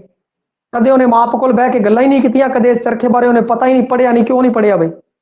ਤਾਂ ਇਸ ਬਾਰੇ ਇਹ ਚੀਜ਼ ਧਿਆਨ ਰੱਖਣੀ ਹੈ ਕਿ ਹੁਣ ਜੇ ਆਪਾਂ ਗੱਲ ਕਰੀਏ ਤੰਦ ਦੀ ਤੰਦ ਉਹ ਹੁੰਦੀ ਹੈ, ਉਹ ਤੰਦ ਪਰੋਂਦੇ ਹੈ, ਇਹ ਸਭ ਨੂੰ ਪਤਾ। ਹੁਣ ਅਟੇਰਨ ਦੀ ਗੱਲ ਕਰੀਏ, ਜਦੋਂ ਆਪਾਂ ਕੀ ਕਹਿੰਦੇ ਆ ਕਿ ਉਹ ਗਲੋਟਾ ਬਣਾਉਂਦੇ ਹੈਗੇ, ਜਿਹੜਾ ਰੂਹ ਦਾ ਗਲੋਟਾ ਬਣਦਾ ਹੈ, ਉਸ ਤੋਂ ਬਾਅਦ ਉਹ ਕੀ ਕਹਿੰਦੇ ਗਲੋਟਾ ਲੈ ਜਾਂਦਾ, ਫਿਰ ਉਸ ਤੋਂ ਬਾਅਦ ਇੱਕ ਇਸ ਟਾਈਪ ਦੀ ਇੱਕ ਚੀਜ਼ ਬਣਦੀ ਹੈ ਬਈ, ਇਸ ਟਾਈਪ ਦੀ ਇੱਕ ਚੀਜ਼ ਬਣਦੀ ਹੈ ਐਵੇਂ ਕਰਕੇ, ਐਵੇਂ ਅਗਰ ਕਿਸੇ ਨੇ ਦੇਖਿਆ ਹੋਵੇ ਤੇ ਇਹਦੀ ਇੱਕ ਖੇਡ ਵੀ ਹੈ ਅਟੇਰਨ ਟਾਈਪ ਦੀ ਖੇਡ, ਐਵੇਂ ਐਵੇਂ ਐਵੇਂ ਉਹਦੇ ਵਿੱਚ ਲਿਕਾਂ ਲਿਕਾਂ ਹੁੰਦੀਆਂ ਬਈ। ਆਪਾਂ ਗੱਲ ਕਰੀਏ ਇਸ ਦੀ, ਫਿਰ ਇਸ ਦੇ ਉੱਤੇ ਐ ਕਰਕੇ ਲੋਕ ਕੀ ਕਹਿੰਦੇ ਆ ਕਿ ਉਹ ਸੂਤ ਨੂੰ ਫਿਰ ਅੱਗੇ 2 ਵਾਲਾ ਕਰਦੇ ਆ, ਤਾਰ ਵਾਲਾ ਕਰਦੇ ਆ, 5 ਵਾਲਾ ਐਵੇਂ ਕਰਦੇ ਕਰਦੇ ਮੋਟਾ ਬਣਾ ਦਿੰਦੇ ਹੈਗੇ ਲੋਕ, ਉਸ ਨੂੰ ਕਹਿੰਦੇ ਆ ਅਟੇਰਨ। ਤੇ ਐ ਕਰਕੇ ਆ ਚਲਦੀ ਹੈ ਬਈ, ਉਸ ਨੂੰ ਅਟੇਰਨ ਕਰਦੇ ਆ। ਫਿਰ ਉਸ ਤੋਂ ਤਾਣਾ ਹੈ ਜਿਹੜਾ, ਉਹ ਆਪਾਂ ਨੂੰ ਮੈਂ ਤੁਹਾਨੂੰ ਦੱਸ ਦਿੱਤਾ ਤਾਣਾ। ਉਸ ਤੋਂ ਬਾਅਦ ਮੁੰਨੇ, ਮੁੰਨੇ ਸ਼ਬਦ। ਹੁਣ ਕੀ ਹੁੰਦਾ, ਕਈ ਵਾਰ ਕੀ ਹੁੰਦਾ ਕਿ ਜਿਹੜਾ ਉਹ ਇਹਦੇ ਸ਼ਬਦ ਪਾ ਦਿੰਦਾ ਹੈ ਬਈ, ਕਿਉਂ ਪਾਉਂਦਾ, ਫਿਰ ਉਹ ਕਹਿੰਦਾ ਜੀ ਆ ਕਿੱਥੋਂ ਆਇਆ, ਸ਼ਾਹ ਹੁਸੈਨ ਲਿਖਿਆ ਹੋਇਆ ਸੀ, ਪਾਤਾ ਮੁੰਨੇ। ਪ੍ਰਤੀਕ ਕਿਵੇਂ ਵਰਤਿਆ ਉਹਨੇ, ਮੁੰਨੇ ਪ੍ਰਤੀਕ। ਹੁਣ ਮੁੰਨੇ ਆਪਾਂ ਨੂੰ ਪਤਾ ਜਿਹੜਾ ਚਰਖਾ ਹੁੰਦਾ ਨਾ, ਚਰਖਾ, ਚਰਖਾ ਅਗਰ ਕਿਸੇ ਨੇ ਵੇਖਿਆ ਹੋਵੇ ਤਾਂ ਚਰਖੇ ਦੇ ਵਿੱਚ ਕੀ ਹੈ ਕਿ ਇਹ ਐਵੇਂ ਹੁੰਦਾ ਚਰਖਾ, ਇਹਦੇ ਵਿੱਚ ਉਹ ਲੱਗੀ ਹੁੰਦੀ ਹੈ ਬਈ ਚੱਕਰੀ, ਐਵੇਂ ਚੱਕਰੀ ਫਿੱਟ ਹੁੰਦੀ ਹੈ ਚਰਖੇ ਦੇ ਵਿੱਚ, ਉਹ ਚਲਦੀ ਹੈ ਐ ਕਰਕੇ ਚਲਦੀ ਹੈ ਨਾ। ਤਾਂ ਜਿਹੜਾ ਆ ਹੈ ਨਾ, ਜਿਹੜਾ ਜਿਹਦੇ ਉੱਤੇ ਚਰਖਾ ਆ ਚੱਕਰੀ ਖੜੀ ਹੋਈ ਹੈ, ਇਹਨੂੰ ਮੁੰਨੇ ਕਹਿੰਦੇ ਆ, ਮੁੰਨੇ ਕਹਿੰਦੇ ਆ ਇਸ ਨੂੰ ਬਈ। ਹੋਰ ਇਹ ਬਲਦਾਂ ਦੇ ਵਿੱਚ ਵੀ ਜਿਹੜੀ ਉੱਥੋਂ ਪਾਈ ਹੁੰਦੀ ਔਰ ਐਵੇਂ ਕਰਕੇ ਐਵੇਂ ਖਿੱਚਦੇ ਆ, ਉਹਨੂੰ ਵੀ ਮੁੰਨੇ ਕਹਿੰਦੇ ਆ। ਪਰ ਇੱਥੇ ਜਿਹੜਾ ਪ੍ਰਤੀਕ ਹੈ ਉਹ ਸਸਤੇ ਹੈਗੇ ਬਈ। ਇਹ ਜਿਹੜੀ ਆਹ ਚੀਜ਼ ਬਣੀ ਹੋਈ ਹੈ, ਇਸ ਦੇ ਵਿਚਾਲੇ ਇੱਕ ਚੱਕਰਾ ਜਿਹਾ ਹੁੰਦਾ ਐਵੇਂ ਕਰਕੇ ਐਵੇਂ, ਆਹ ਜਿਹੜੀਆਂ ਡਾਂਗਾਂ ਖੜੀਆਂ ਇਹਦੇ ਉੱਤੇ ਚਰਖਾ ਖੜਿਆ ਹੋਇਆ ਬਈ ਐਂ ਕਰਕੇ ਐਵੇਂ ਖੜਾ ਨਾ, ਇਹਨੂੰ ਮੁੰਨੇ ਕਹਿੰਦੇ ਆ। 2 ਡੰਡਾ ਜਿਹੜੀਆਂ ਖੜੀਆਂ ਉਹਨਾਂ ਦੇ ਵਿਚਾਲੇ ਐਵੇਂ ਚਰਖਾ, ਇਹਨੂੰ ਕਹਿੰਦੇ ਆ ਮੁੰਨੇ। ਹੋਰ ਫਿਰ ਉਸ ਤੋਂ ਬਾਅਦ ਇਹ ਵਿਚਾਲੇ ਆਹ ਜਿਹੜੀ ਚੀਜ਼ ਹੁੰਦੀ ਹੈ, ਆਹ ਚੀਜ਼ ਜਿਸ ਦੇ ਉੱਤੇ ਉਹ ਚੱਕਰੀ ਚੱਲਦੀ ਹੈ ਐਵੇਂ ਐਵੇਂ ਕਰਕੇ, ਆ ਚੱਕਰਾ ਜਾ ਜਿਸ ਉੱਤੇ ਉਹ ਗਿੜ ਰਿਹਾ ਹੈਗਾ, ਉਹ ਚੱਲ ਰਿਹਾ ਵੱਡੇ ਵਾਲਾ, ਇਹਨੂੰ ਗੁੱਜ ਕਹਿੰਦੇ ਆ ਬਈ। ਇਹਨੂੰ ਕੀ ਕਹਿੰਦੇ, ਗੁੱਜ। ਔਰ ਪ੍ਰਸ਼ਨ ਵੀ ਆਇਆ ਸੀਗਾ ਵੀ ਗੁੱਜ ਹੈ ਉਹ ਕਿਸ ਤੋਂ ਸੰਬੰਧਿਤ ਹੈਗੀ ਹੈ। ਕਿਤੇ ਨਾ ਕੋਈ ਬਜ਼ੁਰਗ ਬੰਦਾ ਆ ਗਿਆ ਹੋਣਾ, ਸੋਚਦਾ ਹੋਣਾ ਬਈ ਮੁੰਡਿਆਂ ਨੂੰ ਪਤਾ ਲੱਗ ਜਾਏਗਾ, ਜਾ ਕੇ ਆਪਣੇ ਮਾਪਿਓ ਨੂੰ ਪੁੱਛਣਗੇ। ਤਾਂ ਮੇਰਾ ਵੀ ਆਹੀ ਕਹਿਣਾ ਹੈ ਕਿ ਤੁਸੀਂ ਆਪਣੇ ਮਾਪਿਓ ਨੂੰ ਪੁੱਛੋ, ਆਪਣੇ ਪਿਓ ਨੂੰ ਪੁੱਛੋ, ਹਲਾਂ ਵਾਲੇ ਸੰਦ ਕਿਹੜੇ ਆ। ਸੱਭਿਆਚਾਰ ਦੇ ਅੰਦਰ ਆਉਂਦਾ ਹੈ, ਸੱਭਿਆਚਾਰ ਅੰਦਰ ਆਉਂਦਾ ਹੈ। ਕੋਈ ਜਿਹੜਾ ਬਜ਼ੁਰਗ ਜਦੋਂ ਵੀ ਆਉਂਦਾ ਬਣਾਉਣ ਵਾਸਤੇ ਪੇਪਰ ਤੇ, ਉਹਦੇ ਉਹ ਉਸ ਸਮੇਂ ਦੇ ਬਹੁਤ ਪਿਆਰੇ ਸ਼ਬਦ ਸੀ ਜਿਹੜੇ ਕਿ ਅੱਜ ਚਲੇ ਗਏ, ਤਾਂ ਉਹਦੇ ਕਿਤੇ ਨਾ ਕਿਤੇ ਦਿਮਾਗ 'ਚ ਹੁੰਦੀ ਹੈ ਬਈ। ਅੱਜ ਕੱਲ੍ਹ ਬੱਚਿਆਂ ਨੂੰ ਇਸ ਬਾਰੇ ਜਾਣਕਾਰੀ ਆਪਣੇ ਮਾਂ ਕੋਲ ਇਹਨੇ ਚਰਖਿਆਂ ਬਾਰੇ ਔਰ ਇਸ ਬਾਰੇ, ਕਿਉਂਕਿ ਉਹਨਾਂ ਨੇ ਆਹ ਸਭ ਕੱਟੇ ਹੋਏ। ਮੇਰੀ ਮਾਂ ਹੈ ਜਿਹੜੀ, ਉਹਨੂੰ ਮੈਂ ਜਦੋਂ ਪੁੱਛਿਆ ਤਾਂ ਉਹਨੂੰ ਇਹ ਸਾਰਾ ਪਤਾ ਸੀਗਾ, ਤੇ ਤੁਹਾਡੀ ਮੰਮੀ ਨੂੰ ਵੀ ਜ਼ਰੂਰ ਪਤਾ ਹੋਊਗਾ, ਦਾਦੀ ਨੂੰ ਵਰਨਾ ਜ਼ਰੂਰ ਪਤਾ ਹੋਊਗਾ ਬਈ ਇਸ ਬਾਰੇ। ਤਾਂ ਉਹਨਾਂ ਕੋਲ ਬੈਠੋ, ਇਹ ਲੱਸੀ ਵਾਲੇ ਭਾਂਡਿਆਂ ਦੇ ਨਾਮ, ਰਿੜਕਣ ਵਾਲਾ ਜਿਹੜਾ ਹੈ ਸੰਦ ਉਹਦਾ ਨਾਮ, ਚਰਖਿਆਂ ਬਾਰੇ ਪਾਪੇ ਤੋਂ ਸੰਦਾਂ ਬਾਰੇ ਪੁੱਛੋ, ਸਾਰੇ ਸੰਦਾਂ ਦਾ ਆਪਾਂ ਨੂੰ ਪਤਾ ਹੋਣਾ ਚਾਹੀਦਾ ਜਿਹੜੇ ਪੁਰਾਣੇ ਟਾਈਮ ਆਉਂਦੇ ਸੀਗੇ ਉਸ ਦੇ ਬਾਰੇ। ਅੱਜ ਆਪਾਂ ਇਸ ਕੰਟੈਂਟ ਦੇ ਬਾਰੇ ਗੱਲ ਕਰਦੇ ਹਾਂ ਤਾਂ ਕਿ ਜਦੋਂ ਵੀ ਜੇ ਸ਼ਬਦ ਆਵੇ ਤੁਸੀਂ ਘਰੇ ਆ ਕੇ ਪੁੱਛੋ, ਉਹ ਦੱਸ ਦੇਣ, ਤੇ ਇਸ ਕੰਨ ਪਹਿਲਾਂ ਹੀ ਪੁੱਛ ਕੇ ਚੱਲੋ। ਤੇ ਆਹ ਕਿ ਹੈਗਾ ਜਿਹੜੇ ਆਹ ਹੋ ਗਏ ਮੁੰਨੇ, ਔਰ ਆਹ ਵਿਚਾਲੀ ਜਿਹੜੀ ਹੁੰਦੀ ਹੈ ਇਹਨੂੰ ਕਹਿੰਦੇ ਆ ਭਈਆ ਗੁੱਜ। ਤੇ ਉਸ ਤੋਂ ਬਾਅਦ ਪੱਛੀ ਬਈ, ਪੱਛੀ ਟੋਕਰੀ ਨੂੰ ਕਹਿੰਦੇ ਆ। ਜਿਹੜੀ ਟੋਕਰੀ ਹੁੰਦੀ ਹੈ ਉਹਦੇ ਵਿੱਚ ਗਲੋਟੇ ਲਾ ਕੇ ਉਗਲੇ ਪਾਉਂਦੇ ਆ, ਉਸ ਨੂੰ ਭਈਆ ਗਲੋਟਾ ਜਿਹੜਾ ਲਾ ਕੇ ਪੈਂਦਾ ਹੈ ਉਸ ਨੂੰ ਕਹਿੰਦੇ ਆ ਪੱਛੀ। ਆਏ ਛੱਲੀ ਸੂਤ ਵਾਲਾ ਜਿਹੜਾ ਉਹ ਗਲੋਟਾ ਬਣਦਾ ਉਸ ਨੂੰ ਛੱਲੀ ਕਹਿੰਦੇ ਆ ਬਈ, ਛੱਲੀ ਗਲੋਟਾ। ਹਾਂ ਬਈ ਇੱਥੇ ਰੋਸ਼ਨੀ ਨਹੀਂ ਆ ਰਹੀ, ਹਾਂ ਗਲੋਟਾ। ਹੁਣ ਇਹ ਕੀ ਹੈ, ਜਲਾਹਾ ਸੀਗਾ, ਤੇ ਜਲਾਹੇ ਤੋਂ ਸੰਬੰਧਿਤ ਸ਼ਬਦ ਹੈ। ਤਾਂ ਇਹ ਆਪਾਂ ਨੂੰ ਯਾਦ ਕਰਨ ਦੀ ਲੋੜ ਨਹੀਂ, ਆਪਣੇ ਦਿਮਾਗ ਦੇ ਵਿੱਚ ਇਹ ਚੀਜ਼ ਹੋਣੀ ਚਾਹੀਦੀ ਹੈ ਬਈ। ਆਹ ਸਾਰੇ ਚਰਖਾ, ਟੇਰਨ ਹੋ ਗਿਆ, ਗਲੋਟਾ ਹੋ ਗਿਆ, ਗੁੱਜ ਹੋ ਗਿਆ, ਮੁੰਨੇ ਹੋ ਗਈ, ਪੱਛੀ ਹੋ ਗਈ, ਛੱਲੀ ਹੋ ਗਈ, ਖੱਡੀ ਹੋ ਗਈ, ਤਾਣਾ ਹੋ ਗਿਆ,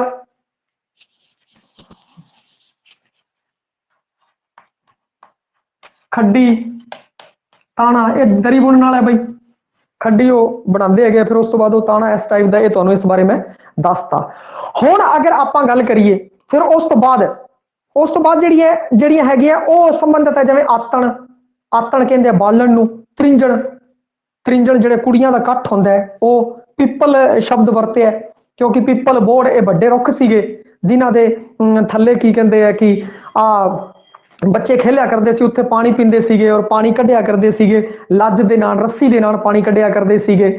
ਜੰਗਲ ਬੇਲੇ, ਪਹਿਲਾਂ ਕੀ ਕਹਿੰਦੇ ਕਿ ਪਿੰਡ ਦੇ ਨਾਲ ਜਿਹੜਾ ਜੰਗਲ ਹੁੰਦਾ ਸੀਗਾ ਜਿਹਨੂੰ ਕਿ ਬੇਲੇ ਕਹਿੰਦੇ ਸੀ, ਲੋਕ ਪਸ਼ੂ ਚਰਾਉਣ ਵਾਸਤੇ ਜਾਂਦੇ ਸੀ, ਉੱਥੇ ਜਵਾਕ ਖੇਡਿਆ ਕਰਦੇ ਸੀਗੇ। ਤਾਂ ਇਹ ਜਿਹੜੇ ਸਾਰੇ ਸੰਬੰਧ ਨੇ, ਜਿਵੇਂ ਆਤਣ, ਤ੍ਰਿੰਜਣ ਭਈਆ, ਤ੍ਰਿੰਜਣ, ਆਤਣ, ਬਾਲਣ ਭਈਆ, ਬਾਲਣ, ਪੇਕੇ, सोहरे शब्द है जिहड़ा हुण कुड़ियां तो संबंधित आ गया, त्रिंजण आ गया, पेके शब्द कुड़ियां संबंधित आ गया, सोहरे शब्द आ गया, डोर आ गया, गुडियां आ गई, डोली आ गया, ये शब्द रांझा शब्द पहला आ ही गया सीगा। फिर उस तो बाद नाच, नाचां दे विच अगर गल कीती जावे, नाचां दे विच झूमर, लुड्डी, झूमर ते लुड्डी भैया देखो झूमर होंगे ना थोड़ा अपने झूम झूम के नचते है, और जी लुड्डी होंगी है ना वो लुड्डी वाली तरह ही पैंदी हैगी है। ये भंगड़े तो थोड़िया वखरा वखरा है। और मनु की कहते हैं कि लुड्डी झूमर वगैरह ये सब पाने आते हैं। जे वो नाच वाला अपने होया ना तो उदों मैं तुम्हें बिल्कुल लाइव टैलीकास्ट कर दूंगा, कोई दिक्कत वाली गल नहीं है, वो तुम्हें समझ आ जाएगा। और भंगड़े च मैं अवार्ड भी मिले तो आप एवं वो कहते नहीं गए, तो वो कोई गल नहीं हैगी है। ਤੇ ਆ ਲੁੱਡੀ ਭੰਗੜਾ ਝੂਮਰ ਸਾਲੂ ਇਹ ਸਾਰੇ ਅੱਡ-ਅੱਡ ਹੈਗੇ ਹੈ। ਜਦੋਂ ਉਸ ਦੇ ਬਾਰੇ ਆਪਾਂ ਚਰਚਾ ਕਰਾਂਗੇ ਤਾਂ ਉੱਥੇ ਗੱਲਾਂ ਕਰਾਂਗੇ। ਤਾਂ ਹੁਣ ਆਪਾਂ ਦੇਖਦੇ ਹਾਂ ਕਿ ਦੇਖੋ ਤਿੰਜਣ ਦੀ ਗੱਲ ਆ ਗਈ, ਪੀਪਲ ਦੀ ਗੱਲ ਆ ਗਈ, ਪੀਂਗ ਦੀ ਗੱਲ ਆ ਗਈ, ਖੂਹ ਦੀ ਗੱਲ ਆ ਗਈ, ਲੱਜ ਦੀ, ਪਾਣੀ ਦੀ, ਜੰਗਲ ਦੀ, ਬੇਲੇ ਦੀ, ਆਤਣ ਦੀ, ਪੇਕੇ, ਸੋਹਰੇ, ਡੋਰ, ਗੁੱਡੀਆਂ, ਡੋਲੀ, ਇਹ ਕੁੜੀਆਂ ਤੋਂ ਸੰਬੰਧਿਤ ਸ਼ਬਦ ਹੈ। ਤੇ ਇਕੱਠੇ ਸ਼ਬਦ ਹੋ ਜਾਣਗੇ ਤਾਂ ਆਪਾਂ ਨੂੰ ਪਤਾ ਲੱਗ ਜਾਊਗਾ ਬਈ ਇੱਕ ਕੰਟੈਂਟ ਸੰਬੰਧਿਤ ਹੈ। ਉਤਲੇ ਵਾਲੇ ਚਰਖੇ ਖੰਡੀ ਵਗੈਰਾ ਉਹ ਇੱਕ ਤਰੀਕੇ ਤੋਂ ਸੰਬੰਧਿਤ ਸੀ। ਰਾਜਣ ਆ ਗਿਆ। ਇੱਥੇ ਕੀ ਹੈ ਲੁੱਡੀ ਝੂਮਰ ਜਿਹੜੇ ਹੈਗੀ ਨਾਚ, ਇਹ ਸਾਰੇ ਪੰਜਾਬੀ ਸੱਭਿਆਚਾਰ ਤੋਂ ਸੰਬੰਧਿਤ ਹੈ। ਔਰ ਪੰਜਾਬੀ ਸੱਭਿਆਚਾਰ ਤੋਂ ਜਿਹੜਾ ਸਭ ਤੋਂ ਵੱਡਾ ਜੱਫਾ ਜਿਹੜਾ ਸ਼ਾਹ ਹੁਸੈਨ ਨੇ ਮਾਰਿਆ, ਇੰਨਾ ਵੱਡਾ ਜੱਫਾ ਉਸ ਤੋਂ ਬਾਅਦ ਕੋਈ ਨਹੀਂ ਮਾਰ ਸਕਿਆ, ਨਾ ਹੀ ਬੁੱਲੇ ਸ਼ਾਹ ਤੋਂ ਵਜਿਆ।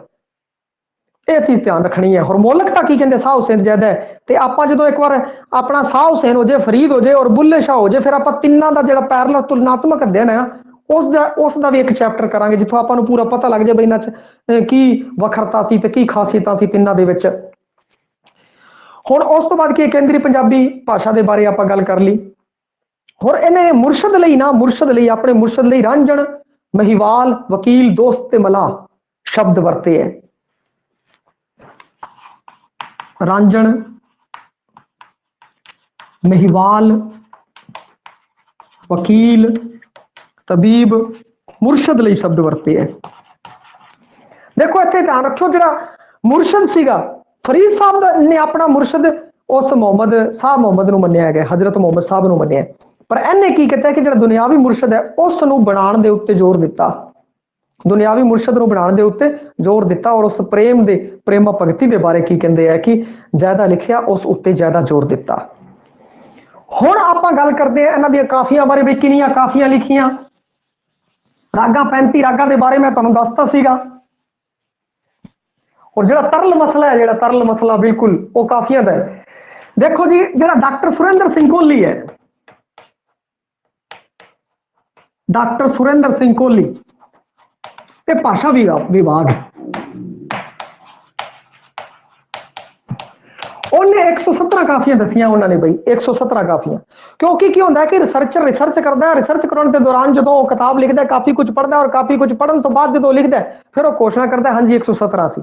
फिर दूजे बंदे आते हैं, फिर वो कहते हैं भैया ये 10-12 होर सी, 45 तो लगे सीगे, आ सिलसिला शुरू होया 45 तो, फिर ऐ करते करते 117 ते पहुंच गया। फिर डॉक्टर मोहन सिंह दीवाना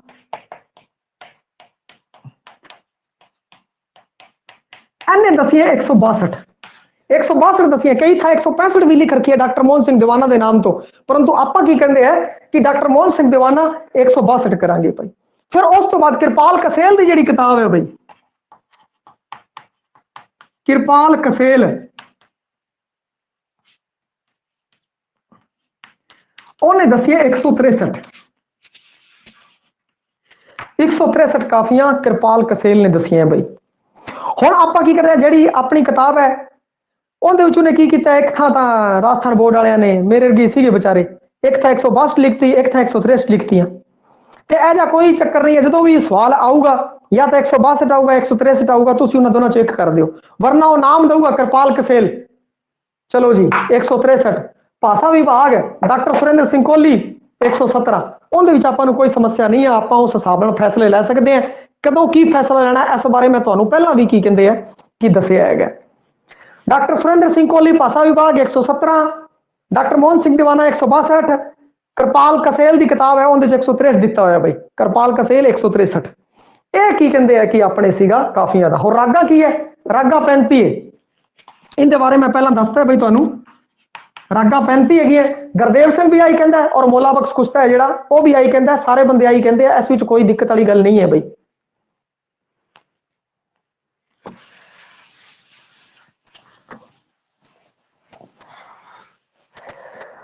हुण उस तो बाद जे आपां गल करिए हरनाम सिंह ते काला सिंह बेदी, ये बंदे है, इन्होंने तक कहा ये पहले पड़ाव का कवि है बई।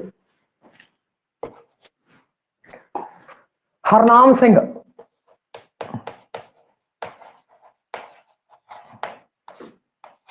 ते काला सिंह बेदी बई, काला सिंह बेदी वो तो कहते हैं जी आप पहले पड़ाव का कवि है।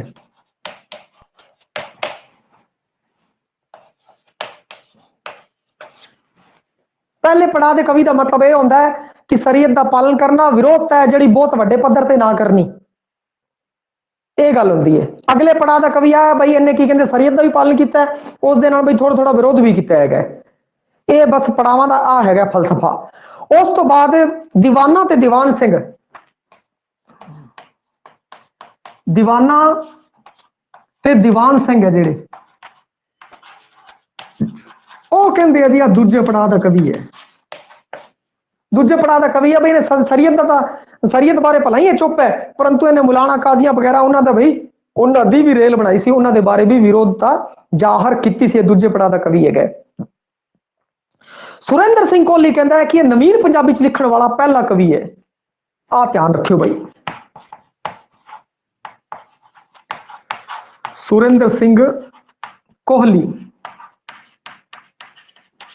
इन्हें लिखा है कि नवीन पंजाबी च लिखण वाला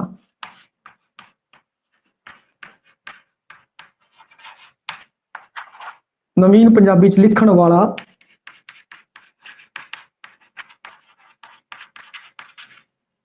पहला कवि। यह कहता सुरेंद्र सिंह कोहली नवीन पंजाबी च लिखण वाला पहला कवि। और प्यारा सिंह पदम है जिहड़ा इनू सूफी कावधारा दा बानी कहंदा है। प्यारा सिंह पदम कहंदा बई सिर्फ, वैसे सूफी कावधारा दा बानी बाबा फरीद, परंतु प्यारा सिंह कहंदा है कि असली अर्थां अगर देखा जाए ना तो सूफी कावधारा दा बानी है जिहड़ा ओ शाह हुसैन है। सूफी कावधारा दा बानी जिन्हें सूफी कार की शुरुआत की। ठीक है भाई, ये सिर्फ और सिर्फ विचार की है प्यारा सिंह पदम के विचार है, होर किसी दे नहीं गए। सूफी कावधारा दा बानी बाबा फरीद, पर जे आ लिखा हुआ प्यारा सिंह पदम दे अनुसार सूफी कावधारा दा बानी, फिर आपां शाह हुसैन लिखना है। जे प्यारा सिंह पदम का नाम आए, ये इस कारण लिखाया है भाई कितने उत्थे पेपर च अगला ना दे दे नाम, प्यारा सिंह पदम के हिसाब ने सूफी कावधारा दा बानी लिखो, क्योंकि अपने दिमाग च होगा सूफी कावधारा दा बानी फरीद, आप जाते चक देंगे चको फरीद जी आके देखांगे गलत हो गया, तो यह कुछ ना हो इस कारण लिखाया है प्यारा सिंह पदम सूफी कावधारा दा बानी है जिहड़ा। देखो दमोदर ने की कहंदे कि हीर रांझा लिखी सी, पर उस तो पहला दमोदर ने हीर रांझा लिखी, परंतु हीर रांझे दे जिहड़े हवाले है ना वो उस तो पहला शाह हुसैन ने भी दिते सीगे, भाई गुरदास जी ने भी दिते सीगे। तो भाई जी शाह हुसैन की रचना जेडे दमोदर की हीर रांझे का हवाला आप रांझण शब्द आया ना, रांझण शब्द आया सी उत्थों ही आपको पता लग जाना चाहिए सी बई इत्थे हीर रांझे का हवाला है शाह हुसैन ने आपको दिता है। तो यह चीज़ां जो आप पढ़ते हैं ना उस टाइम चीज़ां ध्यान रखनिया आपको, तो उन्होंने अड तो याद करने की लड़ नहीं है। उत्थे रांझण शब्द आया सीगा तो आपको पता लग गया बई दमोदर ने हीर रांझे है, पर उस तो पहला ही दमोदर ने हीर रांझा लिखिया सब तो पहला। जात दा गुलाटी सी उस बारे बाद चर्चा करांगे आपां, पर उस तो पहला भी शाह हुसैन सी उन्हें रचना विच हीर रांझे दा जिक्र किया है बई। और अत्तर सिंह है जिहड़ा वो विद्वान ये कहता है कि उन्हें अपनी कविता दृष्टिकोण काव्य दृश्य दृष्टिकोण इस तरीके की उन्हें कई आलोचक है, उसने लिखा है कि उनकी पूरी कविता के अंदर शाह हुसैन की पूरी कविता के अंदर 5 या 7 हवाले ही इस्लामी सभ्याचार के मिलते हैं, 5 या 7 वाले इस्लामी सभ्याचार के मिलते हैं, बाकी सारे का सारा उन्हें पंजाबी सभ्याचार के उत्ते लिखे आएगा। आ गल है। और फिर उस तो बाद जी डॉक्टर लाजवंती रामाकृष्ण ने अपनी किताब पंजाबी सूफी पोइट डॉक्टर लाजवंती रामाकृष्ण इन्हें की लिखे है, डॉक्टर लाजवंती ਰਾਮਾ ਕ੍ਰਿਸ਼ਨ ਇਹਨੇ ਤਾਂ ਲਿਖਿਆ ਬਈ ਇਹਨੇ ਭਾਰਤੀ ਤੇ ਈਰਾਨੀ ਸੱਭਿਆਚਾਰ ਦਾ ਸੁਮੇਲ ਹੈ ਬਈ। ਇਹਦੀ ਜਿਹੜੀਆਂ ਕਾਫੀਆਂ ਹੈ ਨਾ ਉਹ ਭਾਰਤੀ ਤੇ ਈਰਾਨੀ ਸੱਭਿਆਚਾਰ ਦਾ ਮੇਲ ਹੈ। ਪਰੰਤੂ ਜਿਹੜਾ ਅਤਰ ਸਿੰਘ ਹੈ ਉਹ ਕਹਿੰਦਾ ਹੈ ਕਿ ਇਸ ਨੇ ਸਿਰਫ ਹੀ ਸਿਰਫ 5-7 ਹਵਾਲੇ ਕੀ ਕਹਿੰਦੇ ਆ ਕਿ ਇਸਲਾਮੀ ਸੱਭਿਆਚਾਰ ਦੇ ਦਿੱਤੇ ਹੈਗੇ ਆ, ਬਾਕੀ ਪੰਜਾਬੀ ਸੱਭਿਆਚਾਰ ਸੰਬੰਧਿਤ ਹੈ। ਕਹਿਣ ਦਾ ਭਾਵ ਕਿ ਪੰਜਾਬੀ ਸੱਭਿਆਚਾਰ ਜ਼ਿਆਦਾ ਹੈ, ਇਸਲਾਮੀ ਸੱਭਿਆਚਾਰ ਥੋੜਾ ਹੈ। ਪੰਜਾਬੀ ਸੱਭਿਆਚਾਰ ਜ਼ਿਆਦਾ, ਇਸਲਾਮੀ ਸੱਭਿਆਚਾਰ ਦਾ ਪ੍ਰਭਾਵ ਹੈ ਉਹ ਥੋੜਾ ਹੈ। ਇਹ ਜਿਹੜਾ ਸਿੱਟਾ ਹੈ ਉਹ ਨਿਕਲ ਕੇ ਆਉਂਦਾ ਹੈ। ਹੁਣ ਉਸ ਤੋਂ ਬਾਅਦ ਜੇ ਗੱਲ ਕਰੀਏ ਜਿਹੜਾ ਸਾਧੂ ਰਾਮ ਸਾਰਦਾ ਹੈ ਉਹ ਕਹਿੰਦਾ ਜੀ ਇਹਨੇ ਇਹ ਖੇਡ ਤਮਾਸ਼ਾ ਵਗੈਰਾ ਖੇਡ ਜਿਵੇਂ ਉੱਥੇ ਆਪਾਂ ਪੜਿਆ ਕਾਲ ਨੂੰ ਹਾਲ ਇਹਨੇ ਅਪਣਾ ਲਿਆ ਔਰ ਫਿਰ ਕੀ ਕਹਿੰਦੇ ਆ ਕਿ ਪੂਰਾ ਸਰੂਰ ਦੇ ਵਿੱਚ ਕੀ ਕਹਿੰਦੇ ਨੱਚਿਆ ਕਰਦਾ ਸੀ, ਗਾਇਆ ਕਰਦਾ ਸੀ। ਖੇਡ ਤਮਾਸ਼ਾ ਹੈ ਜਿਹੜਾ ਇਸ ਤਰੀਕੇ ਦਾ ਜਿਹੜਾ ਇਹ ਪ੍ਰਤੀਕ ਹੈ, ਜਿਹੜਾ ਖੇਡ ਦਾ ਪ੍ਰਤੀਕ ਹੈ, ਜਿਹੜਾ ਨੱਚਣ ਦਾ ਪ੍ਰਤੀਕ ਹੈਗਾ, ਜਿਹੜਾ ਉਹ ਕਿਤੋਂ ਨਾ ਕਿਤੇ ਕ੍ਰਿਸ਼ਨ ਲੀਲਾ ਤੋਂ ਪ੍ਰਭਾਵਿਤ ਹੈਗਾ। ਕ੍ਰਿਸ਼ਨ ਤੋਂ ਇਹ ਪ੍ਰਭਾਵਿਤ ਹੈਗਾ। ਇਹ ਹਿੰਦੂ ਧਰਮ ਦੀ ਜਿਹੜੀ ਵਿਚਾਰਧਾਰਾ ਸੀ ਬਹੁਤ ਵੱਡੀ, ਉਸ ਤੋਂ ਕਿਤੇ ਨਾ ਕਿਤੇ ਪ੍ਰਭਾਵਿਤ ਹੈ। ਇੱਕ ਸਾਧੂ ਰਾਮ ਸਾਰਦਾ ਨਾਮ ਬਈ ਦੇਖ ਲਓ ਤੁਸੀਂ, ਸਾਧੂ ਰਾਮ ਸਾਰਦਾ ਹੈ ਤਾਂ ਉਹਨੇ ਗੱਲ ਵੀ ਉਸੇ ਤਰੀਕੇ ਦੀ ਕਰਨੀ ਹੈਗੀ ਹੈ। ਸਾਧੂ ਰਾਮ ਸਾਰਦਾ ਕ੍ਰਿਸ਼ਨ ਭਗਤੀ ਦੇ ਨਾਲ ਉਹ ਇਹਨੂੰ ਜੋੜਦਾ ਬਈ ਇਸ ਤਰੀਕੇ ਦਾ ਇਹਨੇ ਕੁਝ ਕੀਤਾ। ਖੇਡ ਖੇਡਣ ਦਾ ਜਿਹੜਾ ਪ੍ਰਤੀਕ ਹੈ ਉਹ ਲੈ ਕੇ ਆਇਆ ਨਾ, ਉਹ ਕ੍ਰਿਸ਼ਨ ਵਾਲੀ ਕ੍ਰਿਸ਼ਨ ਲੀਲਾ ਤੋਂ ਪ੍ਰਭਾਵਿਤ ਲੱਗਦਾ ਹੈਗਾ ਹੈ। ਇਹ ਗੱਲ ਹੈ। ਔਰ ਕਈ ਇਹਨੂੰ ਛਾਇਆਵਾਦੀ ਕਵੀ ਵੀ ਕਹਿੰਦੇ ਆ।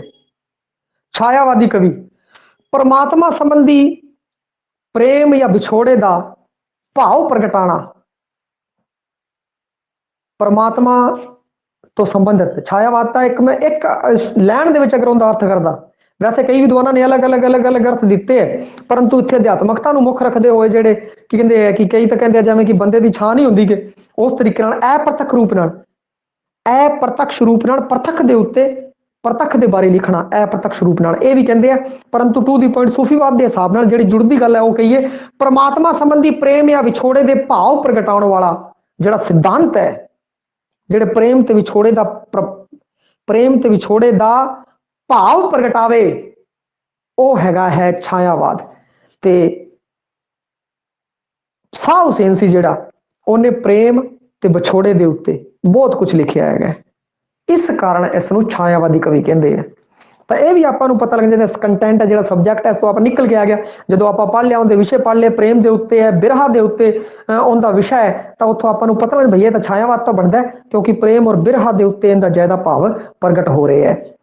ਕਿਉਂਕਿ ਪ੍ਰੇਮ ਹੈ ਨਾ ਜਿਹੜਾ ਉਸ ਦੇ ਬਾਰੇ ਬਈ ਮੈਂ ਪਰਮਾਤਮਾ ਨੂੰ ਵੇਖ ਲਿਆ ਅਗਰ ਕੋਈ ਕਹਿ ਦੇਵੇ ਤਾਂ ਲੋਕ ਕਹਿਣਗੇ ਨਹੀਂ, ਮਹਿਸੂਸ ਕਰ ਲਿਆ ਚਲੋ ਠੀਕ ਹੈ। ਉਹਦੇ ਬਾਰੇ ਫਿਰ ਲਿਖਣਾ ਕੋਈ ਦਿੱਕਤ ਨਹੀਂ, ਲਿਖ ਰਹੇ ਹੈ। ਬਹੁਤ ਵੱਡੇ ਵੱਡੇ ਵਿਚਾਰਕ ਆਏ, ਉਹਨਾਂ ਨੇ ਰੱਬ ਦੇ ਬਾਰੇ ਬਹੁਤ ਕੁਝ ਲਿਖਿਆ। ਔਰ ਫਿਰ ਅਗਰ ਕੋਈ ਐਵੇਂ ਕਹਿ ਦੇ ਬਈ ਮੈਂ ਰੱਬ ਲਈ ਤੜਪ ਰਿਹਾ, ਸਾਰੇ ਮੰਨ ਜਾਣਗੇ ਹਾਂਜੀ ਮੈਂ ਰੱਬ ਲਈ ਤੜਪ ਰਿਹਾ, ਰੱਬ ਲਈ ਤੜਪ ਰਿਹਾ, ਮੇਰੇ ਮਨ 'ਚ ਰੱਬ ਲਈ ਤੜਪ ਹੈ, ਮੈਂ ਹਰ ਟਾਈਮ ਰੱਬ ਦਾ ਨਾਮ ਜਪਦਾ, ਮੈਨੂੰ ਰੱਬ ਮਿਲੂਗਾ ਮਿਲੂਗਾ ਮਿਲੂਗਾ, ਸਭ ਮੰਨ ਜਾਣਗੇ। ਔਰ ਜੇ ਤੁਸੀਂ ਐਵੇਂ ਕਹਤਾ ਹਾਂ ਬਈ ਮੈਨੂੰ ਤਾਂ ਰੱਬ ਕੱਲ ਹੀ ਮਿਲਿਆ ਸੀ, ਹੁਣੀ ਮਿਲਿਆ ਸੀ, ਮੈਨੂੰ ਤਾਂ ਮਿਲ ਕੇ ਗਿਆ, ਮੈਂ ਤਾਂ ਰੋਜ਼ ਮਿਲਦਾ, ਥੋੜਾ ਜਿਹਾ ਦਿੱਕਤ ਹੋ ਜਾਏਗੀ। ਇਹ ਥੋੜਾ ਜਾਤੀਗਤ ਮਸਲਾ ਹੈ, ਸਾਰਵਜਨਿਕ ਮਸਲਾ ਜਿਹੜਾ ਹੈ ਬਿਰਹਾ, ਉਸ ਦੇ ਉੱਤੇ ਗੱਲ ਕਰੀਏ। ਹੁਣ ਜੇ ਆਪਾਂ ਗੱਲ ਕਰੀਏ ਕਿ ਦੁੱਲਾ ਭੱਟੀ ਸੀ ਨਾ ਜਿਹੜਾ, ਉਹ ਵੀ ਸ਼ਾਹ ਹੁਸੈਨ ਨਾਲ ਸੰਬੰਧਿਤ ਸੀਗਾ ਬਈ। ਕਿਉਂਕਿ ਦੇਖੋ ਦੁੱਲਾ ਭੱਟੀ ਅਕਬਰ ਦਾ ਸਮਕਾਲੀ ਹੈ, ਕਿਉਂਕਿ ਜਿਹੜੇ ਦੁੱਲਾ ਭੱਟੀ ਦੇ ਵੱਡੇ ਵਡੇਰੇ ਸੀ, ਦੁੱਲਾ ਭੱਟੀ ਦੇ ਵੱਡੇ ਵਡੇਰੇ ਸੀਗੇ, ਉਹਨਾਂ ਦੀ ਵੀ ਅਕਬਰ ਨਾਲ ਜਾਂ ਅਕਬਰ ਦੇ ਬਜ਼ੁਰਗਾਂ ਦੇ ਨਾਲ ਨਹੀਂ ਬਣਦੀ ਸੀਗੀ। ਤਾਂ ਐਵੇਂ ਕਰਦੇ ਕਰਦੇ ਕੀ ਕਹਿੰਦੇ ਕਿਉਂਕਿ ਅਕਬਰ ਦਾ ਕਰ ਸੀ, ਉਹਨਾਂ ਨੇ ਦੇਣਾ ਬੰਦ ਕਰਤਾ ਦੁੱਲਾ ਭੱਟੀ ਜੀ ਨੇ। ਤੇ ਫਿਰ ਦੁੱਲਾ ਭੱਟੀ ਦੀ ਜਿਹੜੀ ਵਿਰੋਧਤਾ ਹੈ ਉਹ ਅਕਬਰ ਨਾਲ ਵੀ ਹੋ ਗਈ। ਉਹਨਾਂ ਦੇ ਮਾਪਿਓ ਦੀ ਚਲਦੀ ਸੀ, ਪਿਓ ਦਾਦੇ ਦੀ, ਸਵਛੰਦ ਬੰਦੇ ਸੀਗੇ। ਆਪਣਾ ਪੰਜਾਬੀ ਦਾ ਰੋਬਨ ਹੁੱਡ ਕਹਿੰਦੇ ਆ ਬਈ ਉਹਨੂੰ ਦੁੱਲੇ ਭੱਟੀ ਨੂੰ।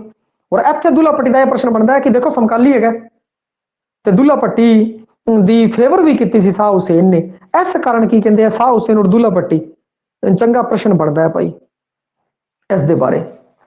ਤੇ Dulla Bhatti Robin Hood type ਦਾ ਬੰਦਾ ਸੀਗਾ, ਗਰੀਬਾਂ ਤੋਂ ਅਮੀਰਾਂ ਤੋਂ ਲੁੱਟ ਕੇ ਗਰੀਬਾਂ ਨੂੰ ਵੰਡਿਆ ਕਰਦਾ ਸੀਗਾ। ਔਰ ਫਿਰ ਉਹ ਸੁੰਦਰ ਮੁੰਦਰੀ ਵਾਲੀ ਕਹਾਣੀ ਔਰ ਇਹ ਸਭ ਕਹਾਣੀਆਂ ਤੁਹਾਨੂੰ ਪਤਾ ਹੀ ਹੈਗੀਆਂ। ਤੇ ਉਹ ਜੇ ਤੁਸੀਂ ਸੁਣਨੀ ਹੋਈ ਤਾਂ ਡਾਊਨ ਸੈਸ਼ਨ ਦੇ ਵਿੱਚ ਮੈਂ ਸੁਣਾ ਦੂੰਗਾ ਇਸ ਨੂੰ। ਤੇ ਉਹ ਅਮੀਰਾਂ ਤੋਂ ਲੁੱਟਣਾ, ਗਰੀਬਾਂ ਦੇ ਵਿੱਚ ਵੰਡਣਾ, ਹੋਰ ਅਕਬਰ ਨੂੰ ਕਿਤੇ ਮਨਜ਼ੂਰ ਨਹੀਂ ਸੀ ਔਰ ਲਗਾਤਾਰ ਉਹਨਾਂ ਦੀ ਵਿਰੋਧਤਾ ਰਹਿੰਦੀ ਸੀ, ਪਰੰਤੂ ਫਿਰ ਵੀ ਉਹ ਆਪਣੇ ਤੇ ਇੱਕ ਪ੍ਰਕਾਰ ਦਾ ਕਾਇਮ ਸੀ। ਮਹਾਰਾਣਾ ਪ੍ਰਤਾਪ ਟਾਈਪ ਦਾ ਬੰਦਾ, ਤੁਸੀਂ ਸਮਝ ਸਕਦੇ ਹੋ ਉਹਨੂੰ, ਛੋਟੀ ਜਿਹੀ ਸੈਨਾ, ਛੋਟੇ ਜਿਹੇ ਲੋਕ ਉਸ ਤਰੀਕੇ ਨਾਲ।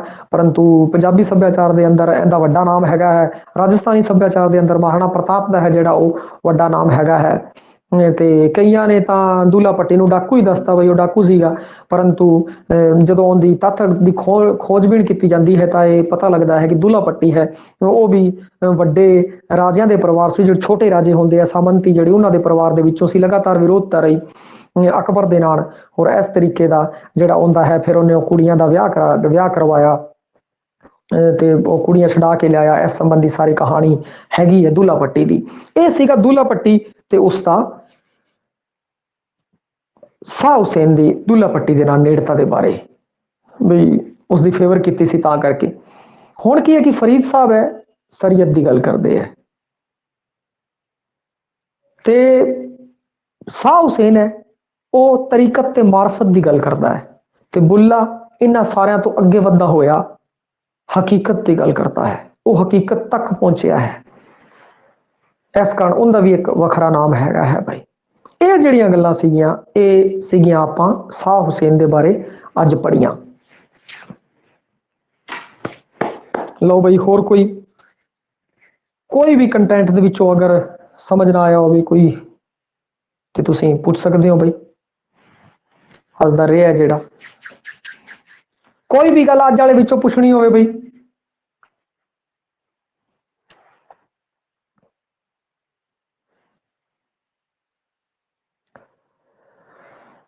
ਠੀਕ ਹੈ ਜੀ। ਇੱਕ ਗੱਲ ਹੋਰ ਬਈ, ਇੱਕ ਗੱਲ ਹੋਰ ਮੇਰੇ ਦਿਮਾਗ 'ਚ ਆਈ ਹੈ, ਉਹ ਰਹਿ ਗਈ। ਜਿਹੜਾ ਅਸਲਮ ਰਾਣਾ ਸੀਗਾ, ਅਸਲਮ ਰਾਣਾ ਨੇ ਜਿਹੜੇ ਇਹਦੀ ਕਾਫੀਆਂ ਸੀ ਉਹਦੇ ਲੱਛਣ ਦੱਸੇ ਆ ਬਈ।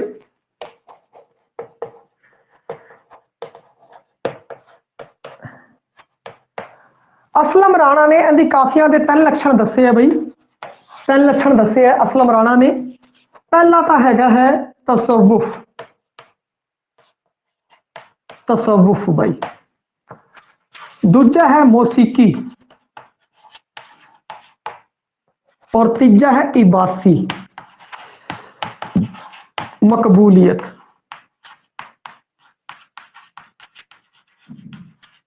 हुण सब तो पहला तसव्वुफ की गल करिए। जिहड़ा तसव्वुफ शब्द है उनका अर्थ होंदा है रहस्यवाद तो संबंधित है बई, इस्लामी रहस्यवाद तो संबंधित, सूफीवाद तो संबंधित जिहड़ा इहदा अर्थ है इस्लामी रहस्यवाद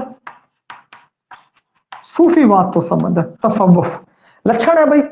ते इस दी जिहड़ी काफियां ने उहदे विच आ हैगा रहस्यवाद की गल की है, सूफीवाद की गल की है। तसव्वुफ अगर शब्द आ जाए तो उहदे विच भी कोई दिक्कत वाली गल नहीं है। शब्द बदलते ही किते एवें ना होवे कि आपां अपने हथ पैर भुल जाण और आपां की तसव्वुफ आ गया मैं तो कदे पढ़िया नहीं। वर्ड मीनिंग भी ध्यान होनी चाहिए क्योंकि पुराना शब्द लैण दी जिहड़ा पेपर राइटर हुंदा है वो पुराना शब्द लैण दी कोशिश करदा है भाई देखदे हैं इन्हां नूं पता है कि नहीं। तसव्वुफ रहस्यवाद ते सूफीवाद। अगे है मौसीकी। मौसीकी का मतलब की है रागात्मकता, रागात्मकता सरोदी भाई संगीतात्मकता कह लो रागात्मकता कह लो। ते रागात्मकता हैगी है। रागात्मकता इस कारण है क्योंकि इन्हां ने अपनी जिहड़ी बाणी है वो रागां च रची हुई है भाई। जिहड़ियां काफियां ने 35 रागां च रची हुई है तो रागात्मकता भी है, संगीतात्मकता भी है जो इन्हां दी काफियां दे विच हैगी है बई। ते इत्थे रागात्मकता होगी, संगीतात्मकता होगी। ते उस तो बाद इबासी मकबूलियत। होर जिहड़ियां काफियां है ना वो लिखियां सी सब तो पहला श्री गुरु नानक देव जी ने, परंतु जिहड़ा उहनूं मकबूल कराया लोकां विच बहुत ज्यादा मशहूर कराया। होर उस समय तक दियां सब तो ज्यादा काफियां उन्होंने लिखी हैं शाह हुसैन तक दियां। उहदे तो बाद तो होर भी लोग आए उन्होंने लिखियां बहुत कुछ। ते इबासी मकबूलियत लोगों में मकबूलियत भी उन्होंने कराया। ये इनकी काफियां दे 3 लक्षण सी। पहला तसव्वुफ रहस्यवाद तो संबंधित अध्यात्मकता की गल है। दूजी मौसीकी, मौसीकी शब्द आ गया रागात्मकता 35 रागां च लिखी है, रागां दे उत्ते आधारित है। फिर मकबूलियत, मौसीकी मकबूलियत उन्होंने मकबूल भी करवाइया, पॉपुलरिटी भी सी, पॉपुलर भी सी। लोग बहुत ज्यादा इस बारे उनकी काफियां नूं हजे तक भी गा रहे हैं, हजे तक भी फॉलो कर रहे हैं, हजे तक भी की कहते हैं कि उन्होंने उत्ते गाने लिखे जा रहे हैं बई। ये सीगा। हाँ बई आ सीगा अज दा अपना इहदे विचों कोई भी किसी